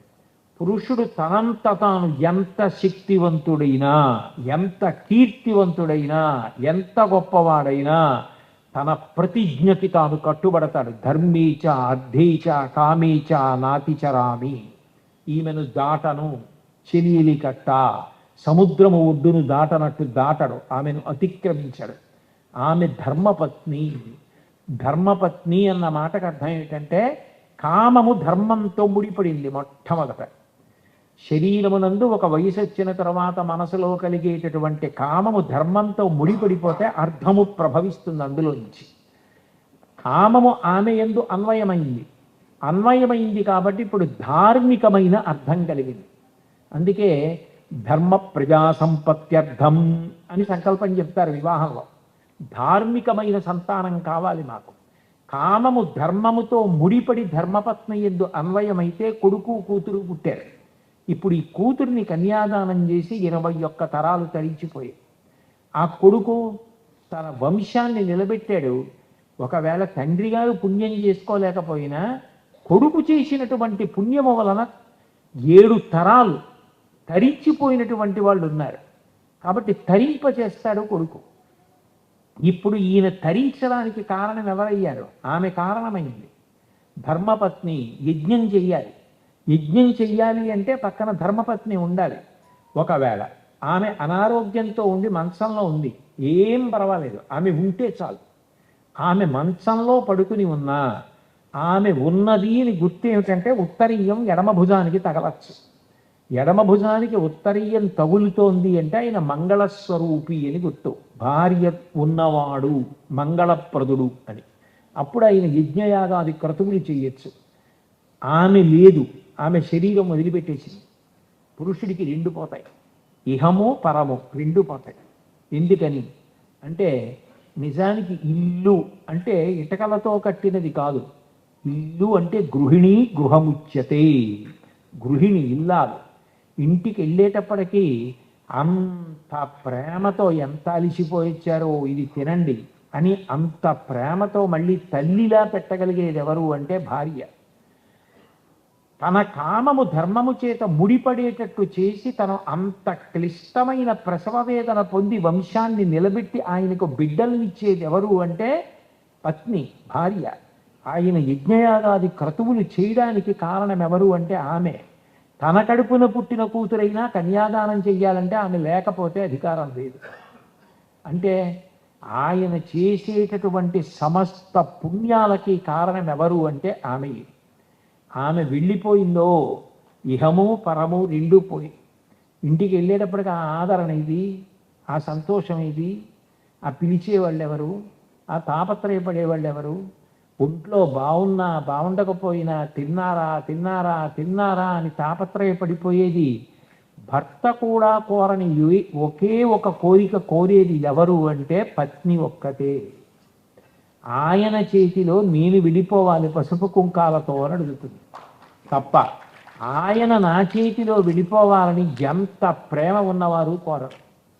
కంచి కామకోటి పీఠాధిపత్యం వహించిన చంద్రశేఖరేంద్ర సరస్వతి మహాస్వామి వారి చంద్రమౌళి ఈశ్వరారాధన చేసి తీర్థమిస్తుంటే ఒక ఆవిడ వచ్చి చెయ్యి చాపింది. చెయ్యి చాపితే ఆయన తీర్థం ఇచ్చి ఆమె వంక చూశాడు. ఆమె, స్వామి నేను మిమ్మల్ని ఒక్క వరం అడగచ్చా అని కళ్ళంబట నీళ్లు ధార కింద పడిపోయి ఆయన ఆశ్చర్యపోయి ఏమమ్మా అని అడిగాడు. నా చేతులలో మా ఆయన వెళ్ళిపోయేటట్టు వరం ఇవ్వగలరా? ఆయన తెల్లబోయి ఉద్ధరిని గిన్నెలో పడేసి ఏమడిగావు అన్నాడు. నా చేతులలో మా వారు వెళ్ళిపోయేటట్టు వరం ఇవ్వండి అంది. ఏమి అన్నారు. ఆయన అనారోగ్యంతో ఉన్నారు, జబ్బు మనిషి, మంచంలో ఉన్నారు. నేను సంపాదించి కష్టపడి పెట్టి ఆయన అలా కాపాడుకుంటున్నాను. నేను వెళ్ళిపోతే ఆయన్ని చూసేవాళ్ళు లేరు, ఆయన ఏమైపోతారో అని బెంగ. ఆయన వెళ్ళిపోయాక నాకు ఇంక అక్కర్లా ఈ ప్రపంచం. నా చేతిలో ఆయన వెళ్ళిపోయిన ఉత్తర క్షణంలో నేను వెళ్ళిపోవాలి. కానీ నేను వెళ్ళిపోయిన తర్వాత ఆయన ఉంటే నేను వెళ్ళలేను. అందుకని పసిపిల్లాన్ని చూసుకుంటున్నట్టు చూసుకుంటున్నాను. ఆయన ముందు నేను వెనక అయ్యేట్టు కొద్దిగా మార్పు చేసి పెడతారా? అంత సర్వసంగ పరిత్యాగి అంతటి మహాస్వామి రెండు చేతులు వెనక్కి పెట్టి అలా ఉండిపోయాడు. ఇది దేశ సంస్కృతి, ఇది దేశంలో దాంపత్యం అంటే, ఇది దేశంలో భార్యాభర్తలంటే. ఆమె కోరిన కోరిక ఎంత గొప్ప కోరికో చూడండి అన్నారు. ఆయన అనుగ్రహించారో అనుగ్రహించలేదో ఆయనకి ఎరుక. అంతటి దయార్ద్ర హృదయుడు ఎంత కదిలిపోయి ఉంటారో బహుశా. అంటే భార్యాభర్తల అనుబంధం అన్నది అంత గొప్పది. ప్రతి చిన్నదానికి విడాకులన్న మాట తెలియని జాతి భూమి మీద ఏదైనా ఉంటే అది ఒక్క భారతదేశమే. రామాయణంలో అంత తప్పు చేసినటువంటి అహల్యని కూడా తపస్సు చేయించి తప్పు దిద్దించి మళ్ళీ తన భార్యగా స్వీకరించిన వాడు గౌతముడు తప్ప కామం కోసం విశృంఖలత్వాన్ని పొందడం తెలియకపోవడం, ధార్మికంగా ధర్మపత్నిని స్వీకరించడం, ఇద్దరూ కలిసి ప్రస్థానం చేయడం, ఇద్దరూ ఒడిలిపోవడం, ఇద్దరూ మనవల్ని పొందడం, ఇద్దరూ వానప్రస్థంలో హాయిగా భగవంతుడి గురించి ఆలోచన చేస్తూ చిట్ట చివరి ఊపిరి వరకు ఈశ్వర సేవ చేస్తూ తరించిపోవడం. చక్రవర్తులైన వాళ్ళు కూడా ఈ దేశంలో కొడుకు పెద్దవాడయ్యాడు, వాడు ఇప్పుడు పరిపాలించగలిగిన సమర్థుడయ్యాడంటే అంత శక్తి ఉండి కూడా అంతఃపురాల్ని రాజ్యాల్ని వదిలిపెట్టేసి వానప్రస్థానికి వెళ్ళి తపస్సు చేసి తరించిపోయారు. అంత గొప్ప గొప్ప వాళ్ళు పుట్టినటువంటి దేశం, అంత గొప్ప కుటుంబ వ్యవస్థ.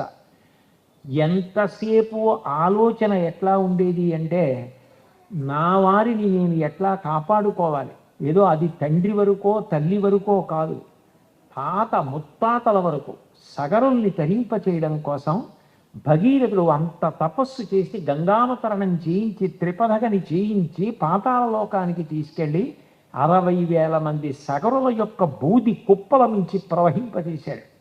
వాళ్ళందరూ ఉత్తీర్ణులై స్వర్గలోకానికి వెళ్ళారు. నాకెందుకు నా తాత ముత్తాత ఎక్కడి సగరుడు అని అనుకోలేదు. అది ఆయన అంశుమంతుడు చేయలేకపోయాడు, సగరుడు చేయలేకపోయాడు, అంశుమంతుడు అయిపోయాడు, దిలీపుడు అయిపోయాడు. తర్వాత భగీరథుడు వచ్చాడు. అయినా అంత గొప్ప తపస్సు చేసి గంగావతరణం చేసి తరింపచేశాడు. ఈ లోకంలో ప్రత్యేకించి మనకి భారతదేశంలో కుటుంబ వ్యవస్థ అన్నది అంత గొప్పది. అన్నిటికన్నా చాలా చాలా గొప్ప విషయం భార్యతోటి భర్తకి, భర్తతోటి భార్యకి కలిసి ఉన్నటువంటి అనుబంధం. నిజానికి పురుషుడి యొక్క జీవిత మర్యాద ఎక్కడ తెలుస్తుంది అంటే, భార్య వెళ్ళిపోయేటప్పుడు ఎన్ని జన్మలెత్తినా ఆయనకే భార్యను కావాలి అనిపించుకు విడిపోతుందే ఆ పురుషుడి జీవితం సార్థక్యం.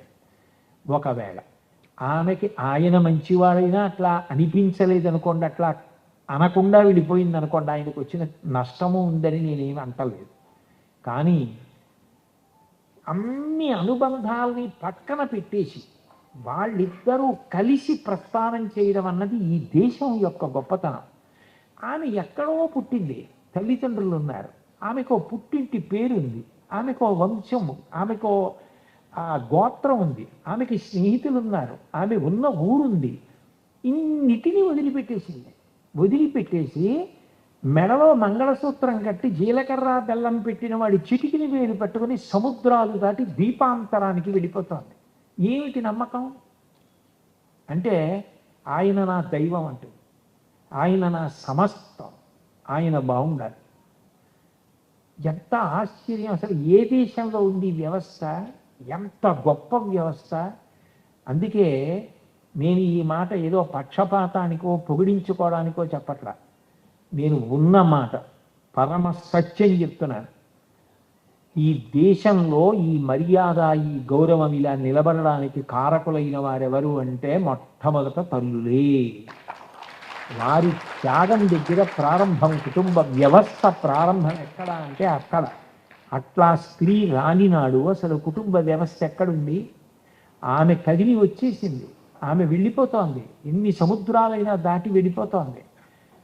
ఆ భర్త కోసం అన్నీ త్యాగం చేసేస్తుంది. సీతమ్మ రామాయణంలో అయోధ్యకాండలో ఆ మహానుభావుడు అత్రి మహర్షి భార్య అనసూయమ్మతో మాట్లాడుతూ మాట అంటుంది, అమ్మా ఈ దేశం గొప్పతనం ఎక్కడుందంటే, రాత్రి భార్యని పరుషంగా మాట్లాడి హింసించినటువంటి భర్త పడి నిద్రపోతూ ఉంటే ముందు లేచిన భార్య మంగళసూత్రం కళ్ళకద్దుకుని వీటితో నేను కడతేరిపోవాలని కోరుకుంటుందమ్మా, అటువంటి జాతిలో పుట్టిన స్త్రీని. అంత ఉత్తముడు రామచంద్రమూర్తి యొక్క భార్య నేనెందుకు గర్వపడతాను తప్ప అరణ్యవాసానికి వచ్చిన చేతకాని వాడంటానమ్మా అంది. అది దేశపు వైభవం. చివరికి చేరేటప్పటికి పైకి మాట్లాడరు కానీ గుప్తంగా మనసులో బెంగ అంతా ఏమిటంటే, నాకన్నా ముందు ఇది వెళ్ళిపోతే పర్వాలేదు, నేను ఉంటాను, నేను చూస్తాను, ఆఖరి వరకు నేను ఏదో చూడగలను, ఏదో తాపత్రయం ఆయనకి. ఆయన బెంగ అంతా ఏమిటంటే, నేను వెళ్ళిపోతే ఇది ఏమైపోతుంది? అప్పుడు ఆయనకి ఆమె బలహీనతలన్నీ గుర్తొస్తాయి. తొందరగా కోపం వస్తుంది, చటుక్కున మాట అంటుంది, మనసు మంచిదే కానీ దీన్ని అర్థం చేసుకుంటారా, ఇంత బతుకు బతికింది, ఇంత గౌరవాన్ని పొందింది, ఏమైపోతుంది అని బెంగ. కుటుంబ వ్యవస్థకున్న గొప్పతనం ఏమిటంటే, కొడుకొక్కడు మంచివాడు అనుకోండి, ఆయన హాయిగా శరీరం వదిలేస్తాడు, ఏం పర్వాలేదు వాడు. ఎక్కడండి అసలు మనిషికి శాంతి? అది తప్ప ఎక్కడుంది? సమస్త శాంతికి కారణం కుటుంబ వ్యవస్థే. మనిషికి సంస్కారం ఎక్కడి నుంచి వస్తుంది? విశ్వవిద్యాలయం సంస్కృతికి ఏది అంటే తాతగారు పడుకున్న మంచం. తాతగారు పడుకుంటాడే, పడుకున్నప్పుడు మనవడు వచ్చి తాతగారి డొక్కలో చేరుతాడు. చేరి తాత తాత కథ చెప్పండి, తాతగారండి కథ చెప్పండి, తాతగారండి కథ చెప్పండి అంటాడు. తాతగారండి కథ చెప్పండి అంటే తాతగారు అప్పటికి చెప్పిన కథ మనవడు నిద్రపోవడానికి పనికొస్తుంది. ఒరే నాన్న, ఓ కాకి ఉందిరా, చెట్టు మీద కూర్చుందిరా, అది ఎక్కడి నుంచో పాపం కష్టపడి ఓ మాంసం ముక్క తెచ్చుకుంది, తిందామనుకుంది, ఇంతలో కిందకో నక్కొచ్చింది, కాకి బావా నువ్వు ఎంత బాగుంటావో, నీ అంత కాంతితో కూడిన నలుపు ఎవరికి ఉంటుంది అని దాన్ని ఎంతో పొగిడింది. కాకి నిజంగా అనుకుంది, నోట్లో ఉన్న మాంసం ముక్క వదిలిపెట్టి దాని కంఠం అంత బాగుంటుందని నక్క పొగిడిందని కావుని పాట పాడింది. ఆ మాంసం ముక్క కింద అడిగిపోతే నాకు ఎత్తుకుపోయింది అని తాతగారు చెప్తాడు. చెప్తే మనవడు అది విని తాతగారు చాలా బాగుంది తాతగారు అని పడుకుని నిద్రైపోయాడు. వాడు తర్వాత పెద్ద అధికారి అయ్యాడు. అయిన తర్వాత ఎవరో వచ్చి నిష్కారణంగా వాడిని పొగుడుతుంటే వాడు అనుకుంటాడు, చిన్నప్పుడు మా తాతగారి పక్కన పడుకున్నప్పుడు మా తాతగారికి అది చెప్తుంది, ఇలా నక్క పొగిడితేనే కాకి మాంసం మొక్క వదిలింది, మా తాతగారు చిన్నప్పుడే నేర్పారు, నేను అలా లొంగనంటాడు. తాతగారు మంచం విశ్వవిద్యాలయం పిల్లవాడి యొక్క వ్యక్తిత్వాన్ని చక్కదిద్దుతుంది. తాత, నాన్నమ్మ, అమ్మమ్మ, తాత వాళ్ళందరూ కలిసి ఉండడం, మేనమామ, తన ఇల్లు గొప్ప కాదండి. నేను ఒక కుటుంబాన్ని చూశా, ఈ ప్రవచనాల పేరు చెప్పి అనేక ఊళ్ళు ఎప్పుడప్పుడు వెడుతూ ఉంటాను కదా, అనేక కుటుంబాలు చూస్తుంటా. ఒక కుటుంబం నాకు తెలిసిన కుటుంబం ఉంది, మా అబ్బాయికి తెలుసు. ఆ ఇంట్లో కోడల్ని పురిటికి పంపించాడు మొట్టమొదటిసారి, తొలికానుపు. ఆ అమ్మాయి పుట్టింటికి వెళ్ళి 2 రోజులు ఉండి జ్వరం వచ్చి జ్వరంలో అత్తగారిని స్మరిస్తోంది. ఆ పుట్టింటి వారు ఉన్నవాళ్లే, అమ్మాయి ఇక్కడ మా అమ్మాయి ఉండలేదు ఏమనుకోకండి, తీసుకెళ్ళిపోండి అని తీసుకొచ్చి అత్తారింట్లో దింపేశారు. అత్తగారు 2 రోజుల్లో ఆవిడ అసలు డీలా పడిపోయి అన్నం గంట మానేసింది. అత్తగారు కోడలు మొదటి నుంచి కలిసి ఉన్నారా, కడుపున పుట్టిందా? అవి కుటుంబాలు. మా వాళ్ళంటే బంధువులు ఎవరొచ్చినా అంత ప్రేమ, ఆ కూర్చోబెట్టడం, ఆ కలిసి ఉండడం. వాళ్ళకి మాకు మాటలు లేవు, వాళ్ళకి మాకు గొడవలు ఉన్నాయి. అదే మనుష్య జన్మ, అదే సంస్కారం. ఎంతమంది చేత ఒక వయసు వచ్చేటప్పటికీ గౌరవింపబడతావో, పెదనాన్నగారు అని పిలిపించుకోవడం ఎంత మర్యాదండి. నాన్నగారే ఎంత గొప్పదైతే పెదనాన్నగారు, తమ్ముడి పిల్లలు పెద్దనాన్నగారు అని పిలుస్తారు అంటే అందులో ఎంత మాధుర్యం, ఎంత కర్తవ్యత అనిస్తుంది, వాళ్ళ గురించి ఆలోచించవలసిన అవసరం. పెద్దనాన్నగారు అని పిలవడం ఎంత మధురమైన పిలుపు. అనయ అని పిలిస్తే ఎంత మధురం. చెల్లెలా అని పిలవడం, చెల్లెలింటికి వెళ్ళడం. అసలు కార్తీక మాసంలో భగినీహస్త భోజనం అని, చెల్లెలింటికి వెళ్ళరా, చెల్లెలు అన్నం వాడికి లేక చెల్లెలింటికి వెళ్ళాలి, చెల్లెలు పెట్టిన అన్నం తినాలి, చెల్లెల్ని పిలవాలి, చెల్లెలికి పెట్టాలి. భగినీహస్త భోజనం అని పెట్టారు. అంటే మానవీయ విలువలకి ఎంత మర్యాదనిచ్చారో. ఇవి ఇంత గొప్పవైతే ఇంతకన్నా గొప్పది గురు శిష్య సంబంధం. ఆయన కుటుంబ వ్యవస్థలో ఒకడు కాడు, కానీ ఎవరికన్నా త్యాగమూర్తి ఎవరంటే గురువే. ఆయన ఎంత కష్టపడి నేర్చుకున్నాడో. లోకంలో ఎవరి ఆస్తి అయినా బిడ్డలకు ఎడుతుంది. గురువుగారి ఆస్తి మాత్రం ఆయన చదువు, ఆయన సంస్కారం. అవి ఎవరికి ఎడతాయంటే ఆయన మీద నమ్మకం ఉన్న ఆయన శిష్యులందరికీ వెళ్ళిపోతాయి తప్ప ఆయన బిడ్డలకే అవి వెళ్ళవు. అందరూ ఏం చేస్తారంటే పుట్టుకనిస్తారు తల్లిదండ్రులు, కానీ మళ్ళీ పుట్టవలసిన అవసరం లేని జ్ఞానమును ఇవ్వగలిగిన వాడు గురువు. అటువంటి గురువు పట్ల అంత గౌరవం ఉండడం అన్నది కుటుంబ వ్యవస్థలోనే నేర్చుకుంటారు. ముత్తుస్వామి దీక్షితారు వారికి చిదంబరనాథ యోగి మీద అంత గౌరవం ఎందుకు వచ్చింది? తండ్రి గారు అయినటువంటి మహానుభావుడు ఆయన నేర్పినటువంటి సంస్కారం, ఆ గురువుని గౌరవించడం. అబ్దుల్ కలాం గారంతటి వారు వ్రాసుకున్నారు జీవిత చరిత్రలో, చిన్నప్పుడు తన గురువు తనని తీసుకెళ్ళి ఆ పక్షి ఎలా ఎగురుతుందో చూపించడం వల్ల ఏరోనాటికల్ ఇంజనీరింగ్లో ఆయనకి ఎంత ఉత్సాహం కలిగిందో, ఎందుకు ఆ విద్యలోకి ప్రవేశించారో. ఒకనాడు ఆయనకి మెడ్రాస్ ఇన్స్టిట్యూట్ ఆఫ్ టెక్నాలజీలో సీట్ వస్తే కట్టడానికి 1000 రూపాయలు లేకపోతే ఆయన సోదరి జోహరా ఆవిడ కష్టపడి తన చేతి గాజులు గొలుసు తాకట్టు పెట్టి ఇస్తే ఆ 1000 రూపాయలతో చేరి, అమ్మ నేను సాధ్యమైనంత తొందరగా తాకట్టు విడిపించి నీకు ఇచ్చేస్తానన్నారు. అప్పటికి చదువుకుంటున్న ఆయన ఎలా విడిపిస్తారు? ఆయనకున్న ఒక్క మార్గం, మెడ్రాస్ ఇన్స్టిట్యూట్ ఆఫ్ టెక్నాలజీ ఆ రోజుల్లో అంత సుప్రసిద్ధ సంస్థలో బాగా చదువుకుని స్కాలర్షిప్ సంపాదించి విడిపించాలి. చెల్లెలు నగలు విడిపించడానికి బాగా చదవడం మొదలుపెట్టినటువంటి కలాం గారు ఈ దేశానికి ఎంత గర్వించదగ్గ బిడ్డ అయ్యారో మీ అందరూ కూర్చొని. కాబట్టి గురువు అంత గొప్పవాడు. రామాయణం చదువుతుంటే అసలు బాలకాండలో ఆ విశ్వామిత్రుడు మాట్లాడే మాటలు వింటుంటే, ఆ శ్లోకాలు చదువుతుంటే గుండె కరిగిపోతుంది. ఎంత ప్రేమో! రామ చీకటి పడిపోయింది, క్రూర జంతువులు అరుస్తున్నాయి, పక్షుల యొక్క అరుపులు వినపట్టం లేదు, సమస్త భూతములు పడుకున్నాయి, నువ్వు పడుకో, నీకు క్షేమముగుగాక, రామా భద్రంతి అంటాడు. గురువు ఎప్పుడూ శిష్యుల యొక్క హితాన్ని కోరుతూ ఉంటాడు, ఎప్పుడూ వాళ్ళు వృద్ధిలోకి రావాలని కోరుకుంటూ ఉంటాడు. ఆయనకి ఏ అనుబంధం ఉందని? ఏ అనుబంధం లేదు. అయినా గురువు గారు అంటే ఎప్పుడూ శిష్య హితయోద్యత సతతం, శిష్యుల యొక్క హితము కొరకు పరితపిస్తాడు. అంత గొప్ప కుటుంబ వ్యవస్థ.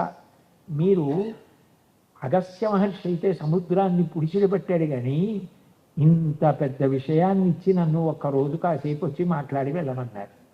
అందుకని మీకు తెలియని విషయాలు కావు, మీరందరూ కుటుంబాల్లో లేని వాళ్ళు కారు, అందరూ అన్నీ తిన్నవే. కానీ ఒక్కొక్కసారి ఎలా ఉంటుందంటే, మనం తిన్న పదార్థం యొక్క గొప్పతనాన్ని ఇంకోళ్ళు చెప్తూ ఉంటే చాలా సంతోషంగా ఉంటుంది. ఏదో నాగపూర్లో తయారు చేసే హల్వా ఇంత గొప్పది అని మనం హల్వా తింటూ ఉండగా నాగపూర్ వాళ్ళు ఎవరో కమలా ఫలాలతో ఇక్కడ ఇంత బాగా చేస్తారని చెప్పి, అబ్బా ఇంత గొప్పదా అని గుర్తుండిపోయినట్టు. అందరూ కుటుంబ వ్యవస్థలో మాధుర్యం అనుభవిస్తున్న వాళ్ళే అయినా దాన్ని ఒకసారి విని సంతోషించాలి, మరింత పూనిక పొందాలి, మన పిల్లలు పొందాలన్న మంచి మనసుతో మీరు ఇంత మంచి విషయం గురించి తెలుసుకోవాలనుకోవడం నాకు ఎంతో ఆనందాన్ని ఇచ్చింది. భగవంతుని యొక్క నిర్హేతుక కృపాకటాక్ష వీక్షణముల వలన ఎప్పటికీ కుటుంబ వ్యవస్థ చెక్కు చెదరకుండా ఇట్లాగే నిలబడి, ప్రతి ఇంట తాత, నాన్నమ్మ, అమ్మమ్మ, తాత, మేనమామలు, అత్తలు, మేనత్తలు, మామయ్యలు, తల్లి, తండ్రి, పిల్లలు ఇంతమంది కలుస్తూ ఒకళ్ళింటికొకళ్ళు ఎడుతూ భోజనాలు చేస్తూ పొరపక్షాలు లేకుండా పచ్చని చెట్టులా సంతోషంగా ఋషులు కోరుకున్నట్టుగా ఈ సమాజం వృద్ధిలోకి వచ్చేటట్టుగా అనుగ్రహించాలి అని కోరుకుంటూ ఈశ్వరుడి పాదములకు వీరొక్క మాట నమస్కరిస్తూ, ఇంత ప్రేమగా నన్ను తీసుకొచ్చి కూర్చోబెట్టి మీ అందరూ కూడా విన్నారు. ఇటు తిరిగి నాకు ఒక్కటే చిన్న బాధ కలిగింది. ఏంటంటే, పాపం నేను వచ్చేటప్పటికి ఆ పాప తల మీద 2-3 కలసలు పెట్టుకుని నృత్యం చేస్తోంది. అటువంటప్పుడు ఏమాత్రం దృష్టి కేంద్రీకరణ తగ్గినా అవి కింద పడ్డాయనుకోండి, ఆ అమ్మాయి నృత్యం సరిగ్గా చేయలేదంట. అందుకని నేను వచ్చినప్పుడు నా చుట్టూ చేరితే ఆ అమ్మాయికి దృష్టి కేంద్రీకరణ పోతే, పాపం చిన్న పిల్ల ఎక్కడ అప్రతిష్టపడి చిన్నబుచ్చుకుంటుందో అని బెంగబెట్టుకుని, అయ్యో నా వల్ల ఆ అమ్మాయికి అట్లా కష్టం రాకూడదని ఇప్పుడేం వద్దు, ఏం వద్దు, ఏం వద్దు, పక్కకుండండి అని చెప్పడానికి కారణం ఆ అమ్మాయి మీద ప్రేమ. అది లేని నాడు నేను కుటుంబ వ్యవస్థ గురించి మాట్లాడడానికి నాకు ఏం అధికారం ఉంటుంది? అందుకని మీ అందరి ప్రేమకి నేను వేరొక్కసారి కృతజ్ఞతలు తెలియచేస్తూ, మీరు కుటుంబ వ్యవస్థలో ఇంటికెళ్ళి భోజనం చేయడం కూడా అంతర్భాగం. గాజుల చేతి భోజనం చేసి సంతోషించాలి, అదొక మహదైశ్వర్యం. ఆయన గాజుల చేతి భోజనం చేస్తున్నాడంటే 95 ఏళ్ల వాడికి 90 ఏళ్ల భార్య గాజుల చేతి భోజనం పెట్టడం ఒక మహదైశ్వర్యం. అందుకని ఈ ఐశ్వర్యం ఎప్పటికీ అట్లాగే ఈశ్వరుడు అందరికీ అనుగ్రహించాలని కోరుతూ స్వస్తి.